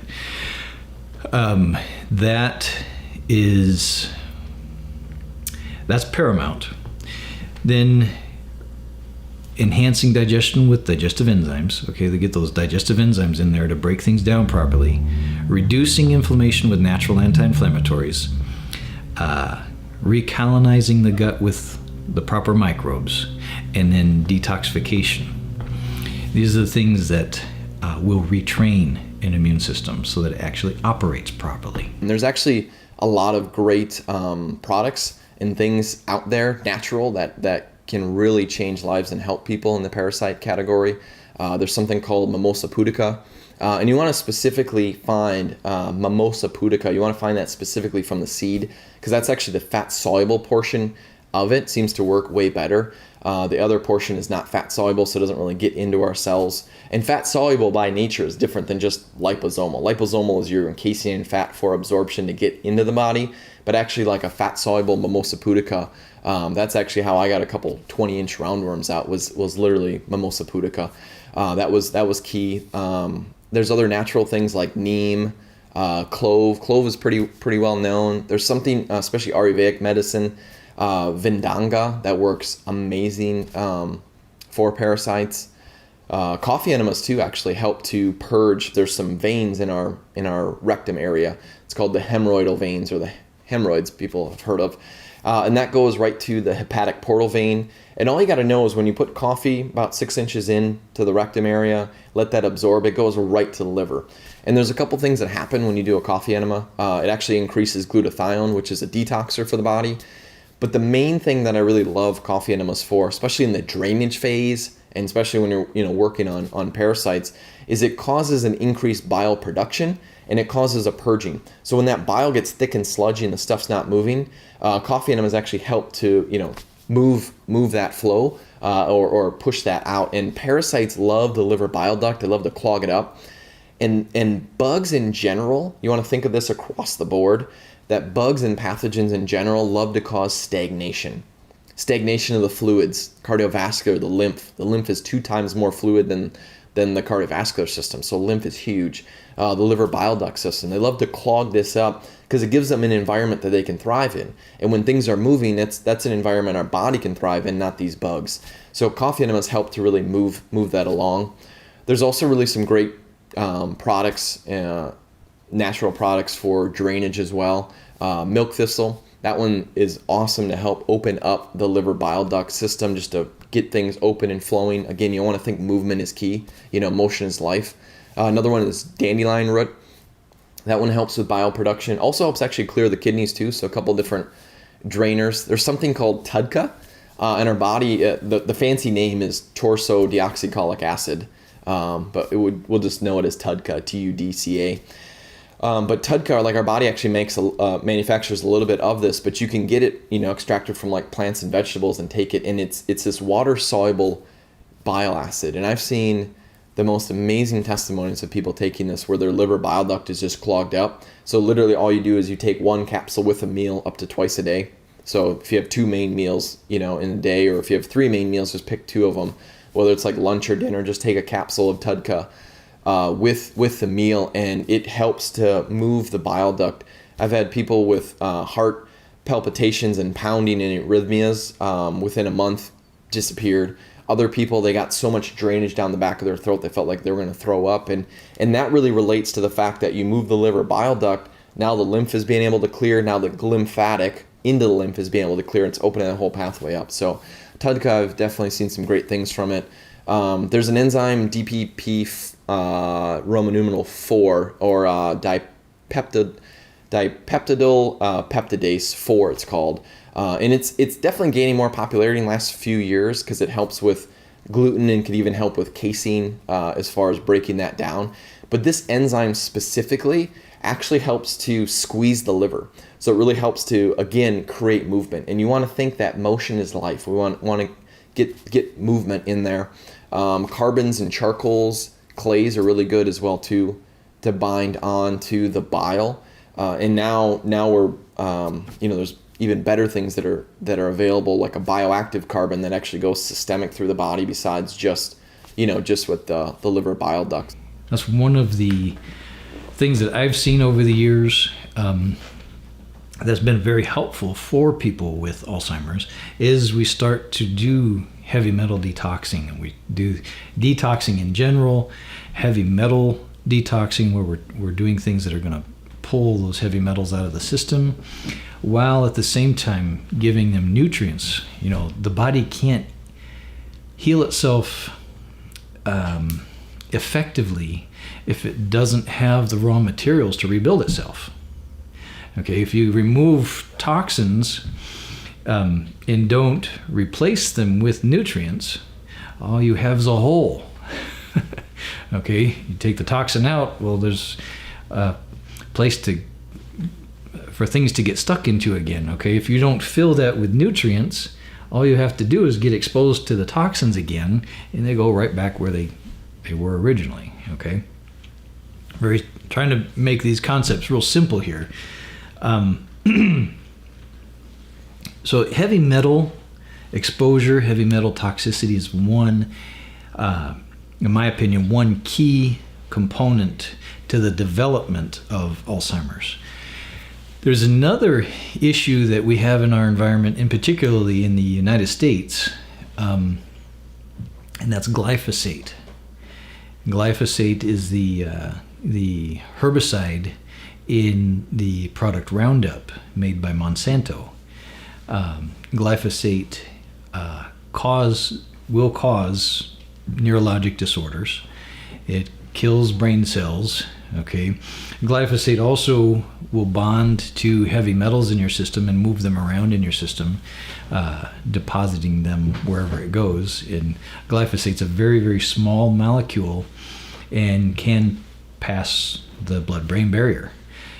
So if it passes the blood-brain barrier, while it's carrying aluminum and fluoride at the same time, it takes those neurotoxins right into the brain, deposits them, causes death of the neurons. So you get brain damage from it. So glyphosate's another contributing factor. I believe that it plays a pretty big role in the explosion of cases of Alzheimer's that we're seeing today. We're seeing lots of people with Alzheimer's, and in at younger and younger ages. Okay, we have in the process of of healing this condition, we got different things that work very, very well at both detoxifying the brain and the nervous system and introducing nutrition to the nervous system. There are herbs. One of the very best, and this might come to surprise to many, is green coffee bean extract. The chemical chlorogenic acid that occurs in green coffee beans is excellent for both protecting brain cells from the depositing of this amyloid protein, number one. Number two, it acts as an antioxidant, protecting the brain cells, the neurons in the brain. It also helps with the third factor that we're going to talk about here with Alzheimer's, and that is it improves insulin sensitivity. Okay, so it helps with the metabolization of sugar. And we'll get to that in just a minute. We also have rhodiola. Rhodiola is a herb from Russia that is extremely beneficial for the brain, for the for memory, and for folks with Alzheimer's. Ashwagandha, an herb from India that also is excellent for the brain. Both of these, again, they're not only good for enhancing memory, but they're good for protecting the brain. So if you were to start on these earlier on in life, they would be good preventatives for Alzheimer's or for neurologic disorders. They're also very beneficial in the treatment of neurologic conditions, including Alzheimer's. Another herb, ginkgo biloba, is very, very good. Ginkgo biloba is both an antioxidant and it helps the microvascular circulation in the brain. So there's an old saying in medicine, it's a tenet of medicine, and that is that healing is proportionate to blood flow. Okay, and ginkgo biloba is one of those herbs, also rhodiola falls in this category also, that increase microvascular circulation, and that microvascular circulation improves the blood flow in the brain. So if we improve that blood flow, as the blood flows better, we get more nutrients flowing into the tissue and more toxins flowing out of the tissue. Okay, so it's just extremely important. And all these things are so interrelated. You know, Lyme and other pathogens, they can hide inside parasites, which I mentioned, but they also can hide behind biofilm. And biofilm, think of it as, it's like slime or a snot layer. So if you've got all kinds of different pathogens, like you've got the spiral-shaped bacteria, you've got the cyst form, you've got the intracellular form, and you've got other bugs and fungus and viruses in this colony. This colony, oftentimes there'll be a biofilm. It's like a blanket or a layer over top of it. And this blanket basically is a way that it can protect itself from the immune system. And biofilm, when you look at the ingredients, there's a bunch of minerals in it, natural ones like calcium, magnesium, copper, iron, but there's actually a couple heavy metals that can be part of the ingredients of biofilms. And biofilms can be in different locations and different material, but mercury and lead have actually been shown to be ingredients in biofilm. So if somebody has heavy metal toxicity, one of the reasons that can hold them back from getting well of pathogen issues is that there's biofilm protecting, and there's heavy metals that are actually part of this biofilm. So detoxifying can actually help, you know, basically peel the layer, peel that blanket or that layer off, to then allow the body immune system to naturally get to it. Take a bite of, something that's got fat in it, you start eating, the body is going to secrete stomach acid, the food's going to go into the stomach acid, start getting dissolved, the body's then going to release, once it gets digested enough, pre-digested enough, it's going to release in the small intestine, and it's the bile that actually neutralizes the stomach acid. Otherwise the stomach acid will literally just eat holes right in the small intestine. So what happens is, through like toxicity and even through parasites, this bile duct can get clogged up, can get sludgy, And when it gets sludgy, then we're not getting enough bile to actually neutralize the stomach acid. So then the body says, wait a minute, hey, there's too much stomach acid, I need to decrease it. So it decreases stomach acid, which means then it's a gateway to getting more pathogens into the body. You know, the stomach acid's the first wall of defense essentially against pathogens. So if you get a bacteria, virus, or parasite, stomach acid will work to kill that. So if the stomach acid decreases, then you've got the gateway where you can let other pathogens in the body. It also decreases how the body can digest, and a lot of that stems just from the fact that the bile is clogged up. And get this, when the bile is clogged up, then that automatically means the lymphatic is clogged, and also the brain lymphatic to lymph is clogged. So for anybody that's getting brain fog, just not the clarity, they just feel all puffy, swollen like lymph nodes, one of the first things actually to focus on is that liver bile duct, to open that up to get movement, because that'll help the GI as well, but it'll also help drain the lymph and even the lymphatic as well. So drainage is super key, making sure the pathways are moving. You never want to really jump into killing pathogens or necessarily detoxifying chemicals if these drainage pathways are clogged, because that's when you're going to react. So our question is, are autoimmune disorders fatal, Doc? Yes.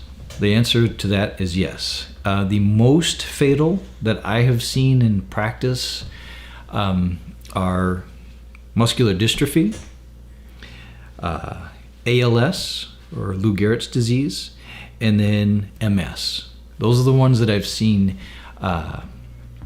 be the most fatal of the autoimmune disorders that I've seen. Another question is, well, how long does it take to correct this? Or is it correctable, Doc? The answer to that is yes. Yes, these are correctable. Just because you've been diagnosed with an autoimmune disorder doesn't mean you're going to suffer from that. It doesn't mean that you have to suffer from that for the rest of your life. Okay? You don't have to suffer from this forever. Okay? The protocol that I'm talking about is basic protocol for anybody with any autoimmune disorder. This is something that if you follow this course, you will get better. Okay? Now, if you've just started to have symptoms and this is just a very new thing in your system, it may take months to correct. If this is something that's been going on for years and it's very entrenched in your body, it will take years to fix this. Okay? But following this path, you will get improvement. You can get improvement, and we can slow the freight train down. Okay? Think about this. A autoimmune disorder is an inflammatory disease. Okay? It's a disease of inflammation. Okay? It's not a disease of your immune system going haywire and becoming overactive and just attacking everything. It's a disease of chronic and massive inflammation. Okay? If what I'm saying was not true, corticosteroid treatment wouldn't help. Okay? In conventional medical treatment, the number one treatment for autoimmune disorders is corticosteroid treatment. If it was not an inflammatory disease, corticosteroid treatment would not help. Okay, so think about that for a minute. In the treatment, in healing of autoimmune disorders, we always have to go back to the healing process. That's something, if you've seen me before on any other videos or anything, you've heard my spiel on the healing process. The healing process starts with stabilization, progresses with detoxification, and is realized in fortification. So we have stabilization, detoxification, and then fortifying. We have to fortify the system. And it's the same with autoimmune disorders. And so how long does it take to fix an autoimmune disorder? It's individual. There's really no way to answer that accurately and honestly. What I can tell you is that autoimmune disorders are a runaway freight train of inflammation, and you have to slow the train down before you can reverse it. Okay, that train has to come to a stop before it can start to reverse. And so there's a whole stabilization and detoxification process that has to happen in your body in order to bring that runaway freight train to a stop. Once we've got you stable and detoxified enough that that freight train stops, then we can start rebuilding you. We can put that train in reverse. Okay? Hope that makes sense. And that's, I'm trying to give you some pictures here, some word pictures, so you kind of get the concepts. But just like anything else, the body has to be stable, has to then be detoxified, and then has to be rebuilt. And it's the same in autoimmune disorders, it's the same in immunodeficiency disorders, it's the same after traumas and injuries. It's always the case. That's the way the body heals. My assumption would be in the vast majority of cases, if somebody applies themselves and really does a planned protocol, it works. Absolutely. I would say majority of people will reap benefit from it. I would say the people that maybe have metabolic disturbances that doesn't allow them to process fat, or they're more toxic. One of the problems is you start burning weight or burning fat. I dropped 5 pounds in 2 or 3 days. The problem is that toxins often sit in our fat tissue because the toxins we struggle with getting rid of are fat-soluble toxins, right? If you drink a water-soluble toxin, you can urinate it out pretty easily. That's what your urine is. But the fat-soluble toxins like to stick in us. And obesity has actually been kind of termed as like toxin storage, rent-free toxin storage. Just put the toxins in the fat, hide it so that the body doesn't see it. If all of a sudden you drop those fat cells, drop your fat pounds, those toxins have to come out. And once those toxins come out, you have to deal with them. And if you can't deal with them, if you have methylation problems or poor detox pathways, then you're going to feel worse. Excellent. When you say methylation cycles, what do you mean? So the methylation cycles is kind of a vague word for discussing how humans really detoxify. Methylation is a cycle that occurs in every cell of the body.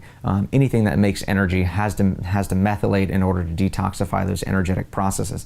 Methylation is also used to break down our drugs. It makes our neurotransmitters. So methylation is really used for so much.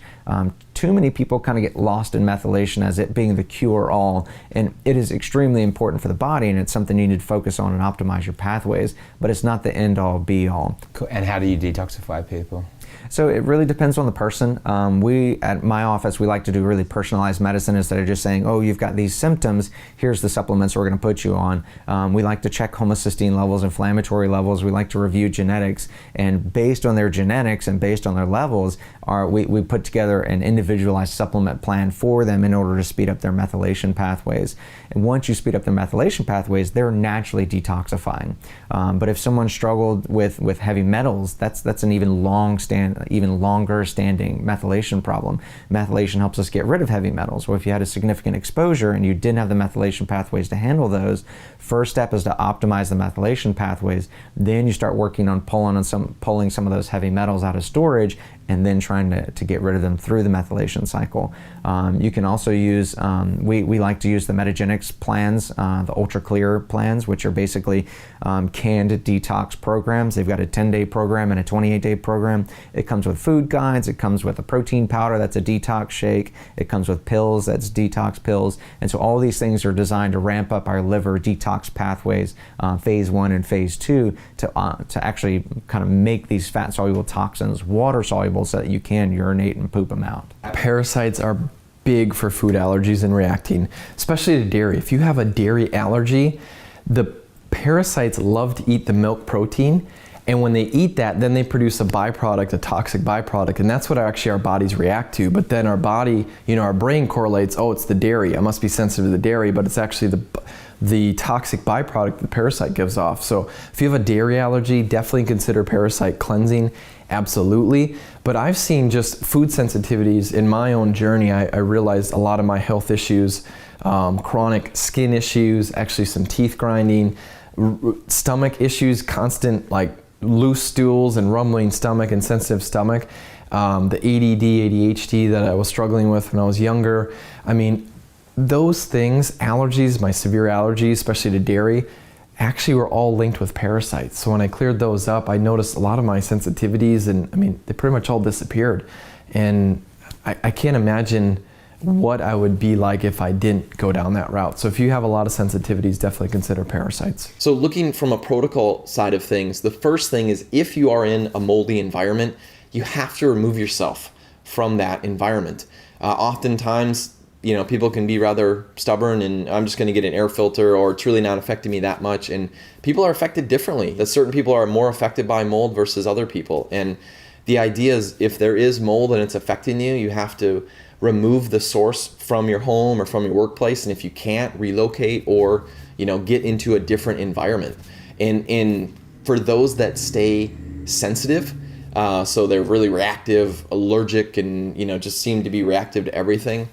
Even as you progress through protocols and it's like, wow, I should be getting better. I shouldn't be this sensitive. And why am I still staying in this? One of the first things that I think about clinically is that there's still mold in the environment. And it creates this like hyperactivity, this hypersensitive state. So the first thing, remove yourself from the source of mold. First thing is remove mold. If you have mold, remove yourself from the source. That's definitely very important. And carbon charcoal can be a big helper. You actually want to take that more frequently.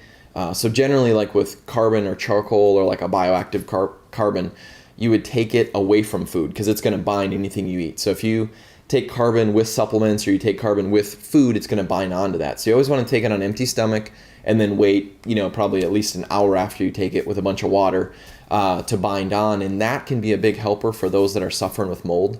And you want to think not just once a day. Typically you want small amounts of carbon or charcoal multiple times while you have, you know, mold exposure to bind on to the bile to clear it out. So that can be a really big tip. So remove yourself from the mold environment. There's a number of things I could say about autoimmune diseases, and I think city living is a big part of the problem. We need to turn back to nature. First of all, get grounded, get back on the earth, get back on the sand, get back with the animals, and, you know, get that direct connection with the electricity of the earth, because that's one of the things we're losing in cities when we're in shoes and we're in high-rise buildings or we're off the earth as we're separated.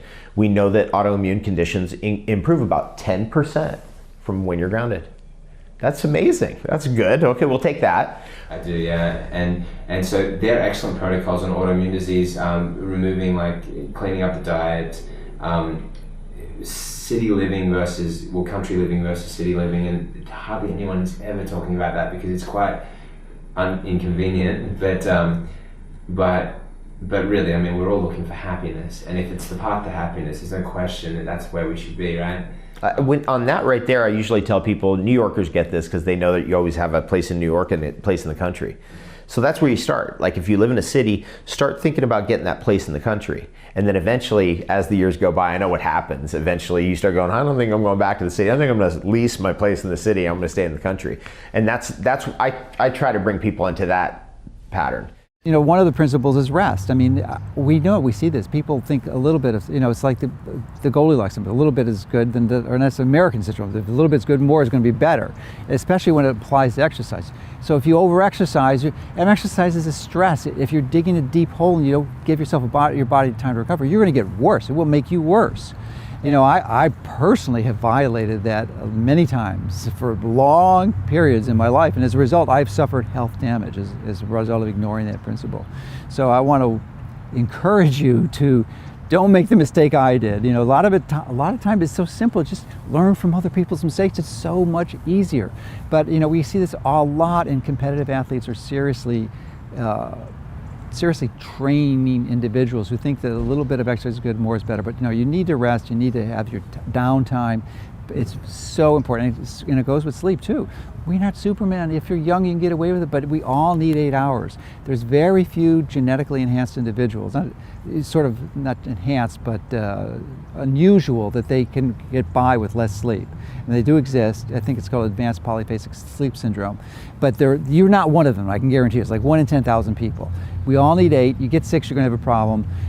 If you can go with 6 or 7 for a while, but that's still an issue. So you need 8. So engage in activities. Allow yourself the time to get that sleep. That means going to bed in time. There's no way you're going to get hours of sleep if you're going to bed at 11 or 12 o'clock at night. It's just, I mean, you can, but most of us have to get up early, have a job, and have responsibilities. So you got to turn off the TV, shut off the lights, and get to bed, and give your body the opportunity to have that sleep to recover and repair, because that is an absolutely essential component of health. No question about it. The problem with autoimmune diseases is that by the time your body gets to that point, a lot of damage has already been done. So if you're suffering through an autoimmune disease or a similar condition, you have to take it very seriously. It means that there's damage in your body that needs to be healed. If you can look at that and really value yourself and realize that healing will take time, but in the end, you're going to have a healthy, strong, well-functioning body, and you're going to be thriving in life, then this journey of healing is worth every moment. We can prevent autoimmune disease, certainly. We have to be, we can control our appetite for food, for lotions, makeup, whatever we use externally. So it's not just internally, it's externally. We can change an environment. We can change substances that we use, plastic. We can, everything that around us, it doesn't necessarily have to be living in a bubble, but we can tweak little things in our life that would actually help us live in a cleaner place. So it happens before birth. Mothers can start doing it so their child is born healthy. And then we start treating the child from infancy to eat right, to sleep right, put in the right amount of exercise, sleep, sunlight, everything together. And you can live a healthy life. It's the things that we do that we worsen our life with. But because of the way society is and because of all the diseases in this world, I believe you and your wife and all the people around you are experiencing all of this disease, and they're just popping everywhere. They're just everywhere. And when you keep hearing this again and again and again, you're just like, how can I help this dying world? And one of my favorite things to do is to educate somebody. And I think by doing this series, you're actually putting it out there to the world that there is something you can do to prevent getting to this point of no return. I won't use the word no return, but getting to the point where it is more difficult to work on healing it. So education, teaching somebody the right way, because people are so used to just following what they read in books, watch on TV, but nobody sat with them and one-on-one taught them, this is how you should be doing this. This is how you could change your life. This is how you could change your microbiome. This is how you can live a healthier life to prevent yourself from having all of these diseases now or in the future. And so I think what you're doing really is educating somebody and making people aware of the vastness of how debilitating this is, and also to prevent people from looking down upon somebody or giving them the chance of shame and guilt of having the disease. Like some diseases, like ulcerative colitis, was something that's internal, but some autoimmune diseases, like psoriasis, is an external thing, and people are hiding their skin. They're wearing this long clothes. They're not able to go to the beach, not because they're hiding it, because one, it's not a pretty sight to look at, and two, it's just by disrupting it, all the organisms in your body, all the different functions in your body cause not just shame and guilt, but there's depression, there's fatigue, there's pain, there's a lot of things associated with it. So I think our service to mankind could be raising awareness, teaching them, and sitting with one person one day at a time and be like, this is what you could do, this is how you can change your life around. So if you're in that place where you feel like you're suffering and you feel like you're not sure which way out, just start somewhere. Pick one thing that you have some level of control over and engage that. Whether you stop a particular habit, like you don't reach for the donut or you don't reach for the soda. If you just do that consistently for a while, it becomes a habit, and then you can take on the next thing. Cleaner water, filtering your water or whatnot, and baby step your way out of it. Find resources that will support you as you feel able to access those, and don't get overwhelmed by all the information. Just start where you are. Going through difficult times has the ability to strengthen or break us, and that's really all in the way that we respond to it. So by taking this information today, you have the opportunity to make a choice in your life. Are you going to let the difficulties in your life break you, or are you going to make the choices that you need to make in order to find strength, build character, and change your life?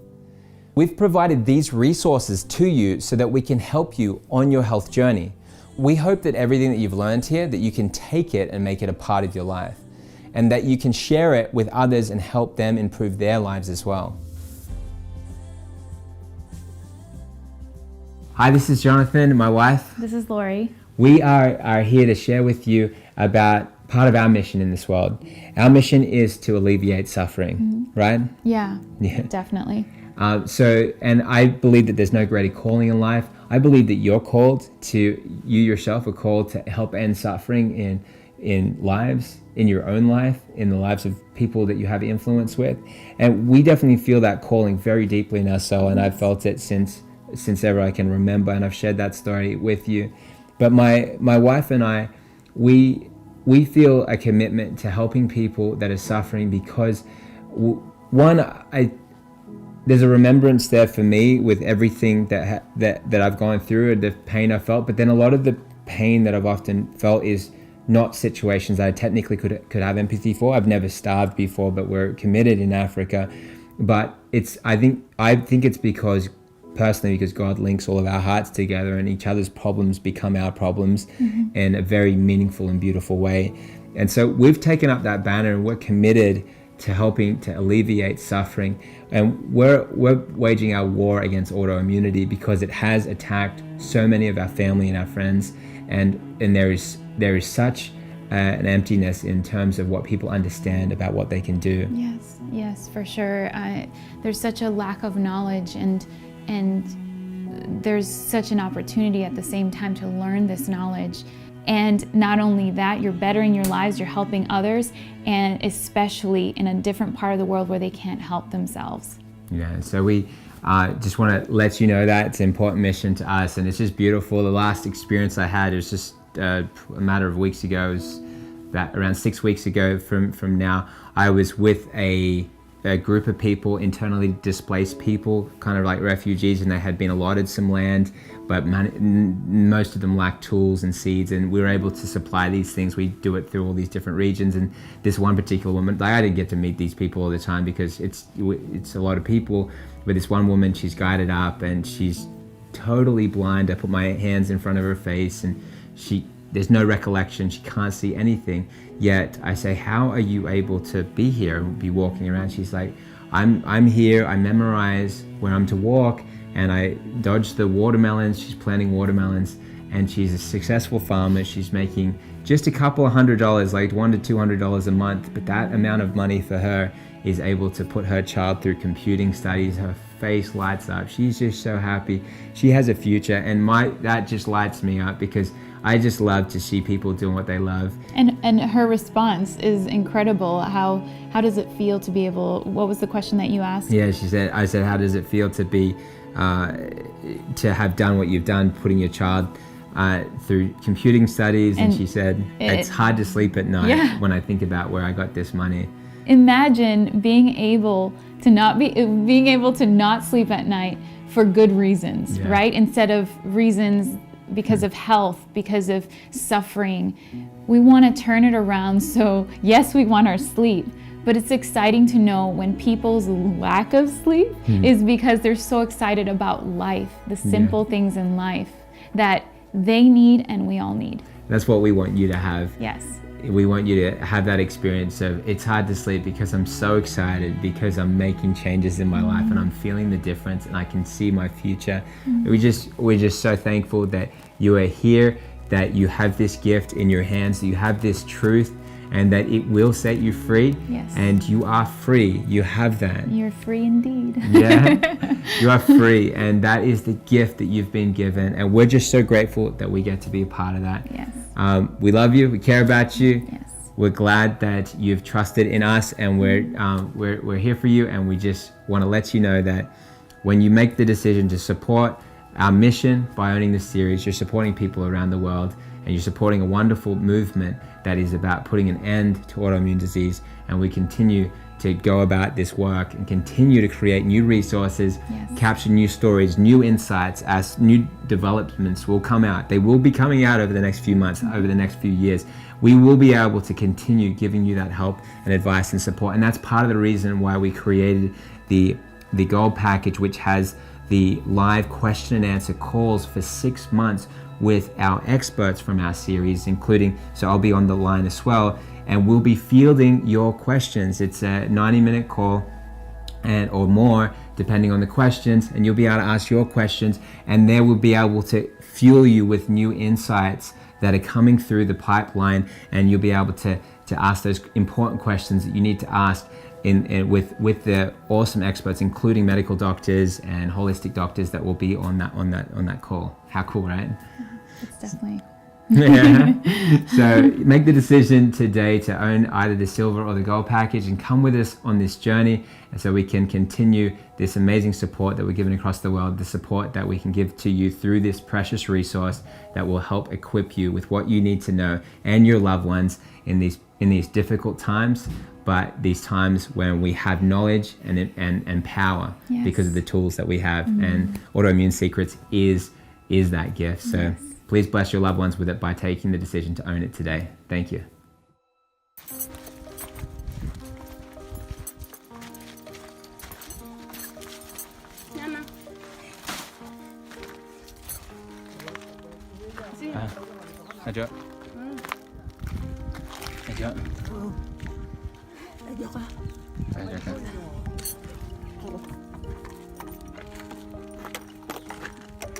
Yes, we have food for you.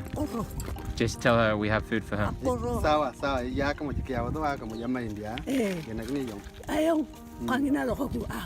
She says thank you very much.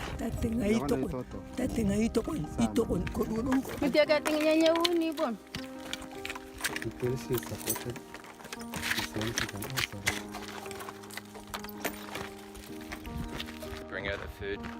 It's in the truck.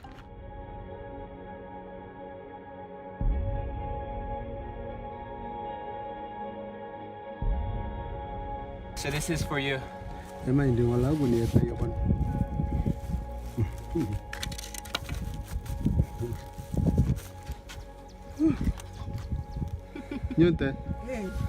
is a sign of blessing you. That is a sign of blessing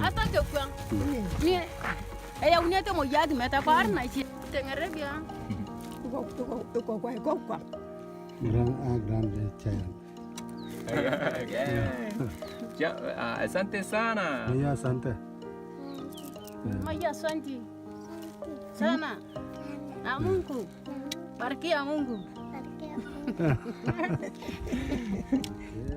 The mother of this baby is dead, and the mother died from starvation, malnutrition, and her body was not able to handle having this child and being able to breastfeed, and there was not enough food for the both of them. This child is alive, but the mother is dead, and this child is severely malnourished.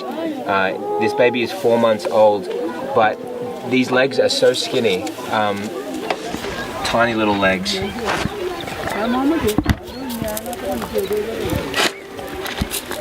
Hey, Maria, he's with the kids. we're here at a food distribution. The children were just playing on top of the maize bags because the community is excited, the children are excited. This is going to mean a lot of food in these children's bellies, and that's exactly what they need to grow fit and strong. And look, some of these kids are at school. This is their uniform. And so many kids are going to school, but they're not learning because they don't have the adequate nutrition. Everybody knows you've got to have nutrition if you're going to be able to learn. And that's the future for this country, that's the future for these children, their education, but it means nothing if they have no food in their bellies. How does she do it when she's blind? God knows. Pole. God knows. Birth attendant. Can you see anything? Yeah, I can't tell you. Mom. No. How do you do this? How do you farm if you can't see anything? Yeah, but like when you tana to nani tawale. Alo dia ko ngana ngoto ngaka karna kinete ubudaya ko ngana je karna kinete. She has trained herself because it is a daily route. Although sometimes she makes a mistake, she may step on one watermelon. Ah, yes. And then what happens when you step on a watermelon? Well, na icheka to niyo nang munye ko anak niyo ngalewa. Aka joroba cha tara puro. She is very careful when walking, so as she feels whether she is stepping on something. Have you been successful with planting watermelons and growing them? Ana balak taranga munye ngaraka ya. Aka taranga munye nge ngarake ata muna be na rio mentinga lupu ngatomon kanga uni. Last school term, she got 13,000 in June. She got 13,000 and she used the money to pay for school fees. She took her son for computer studies. Wow. How does that make you feel? She is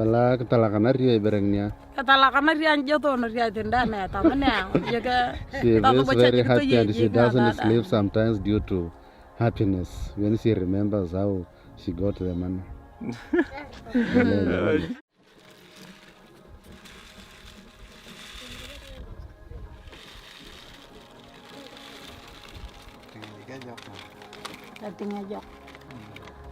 When you feel these seeds in your hand, what is it that you feel?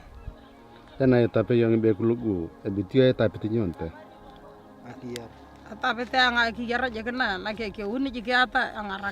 that she's touching life. She's touching something that is going to improve her life.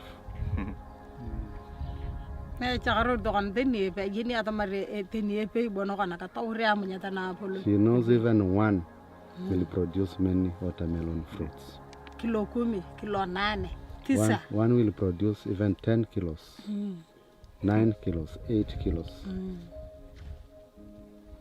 Wonderful. This is for you. There is probably 3,000 seeds here.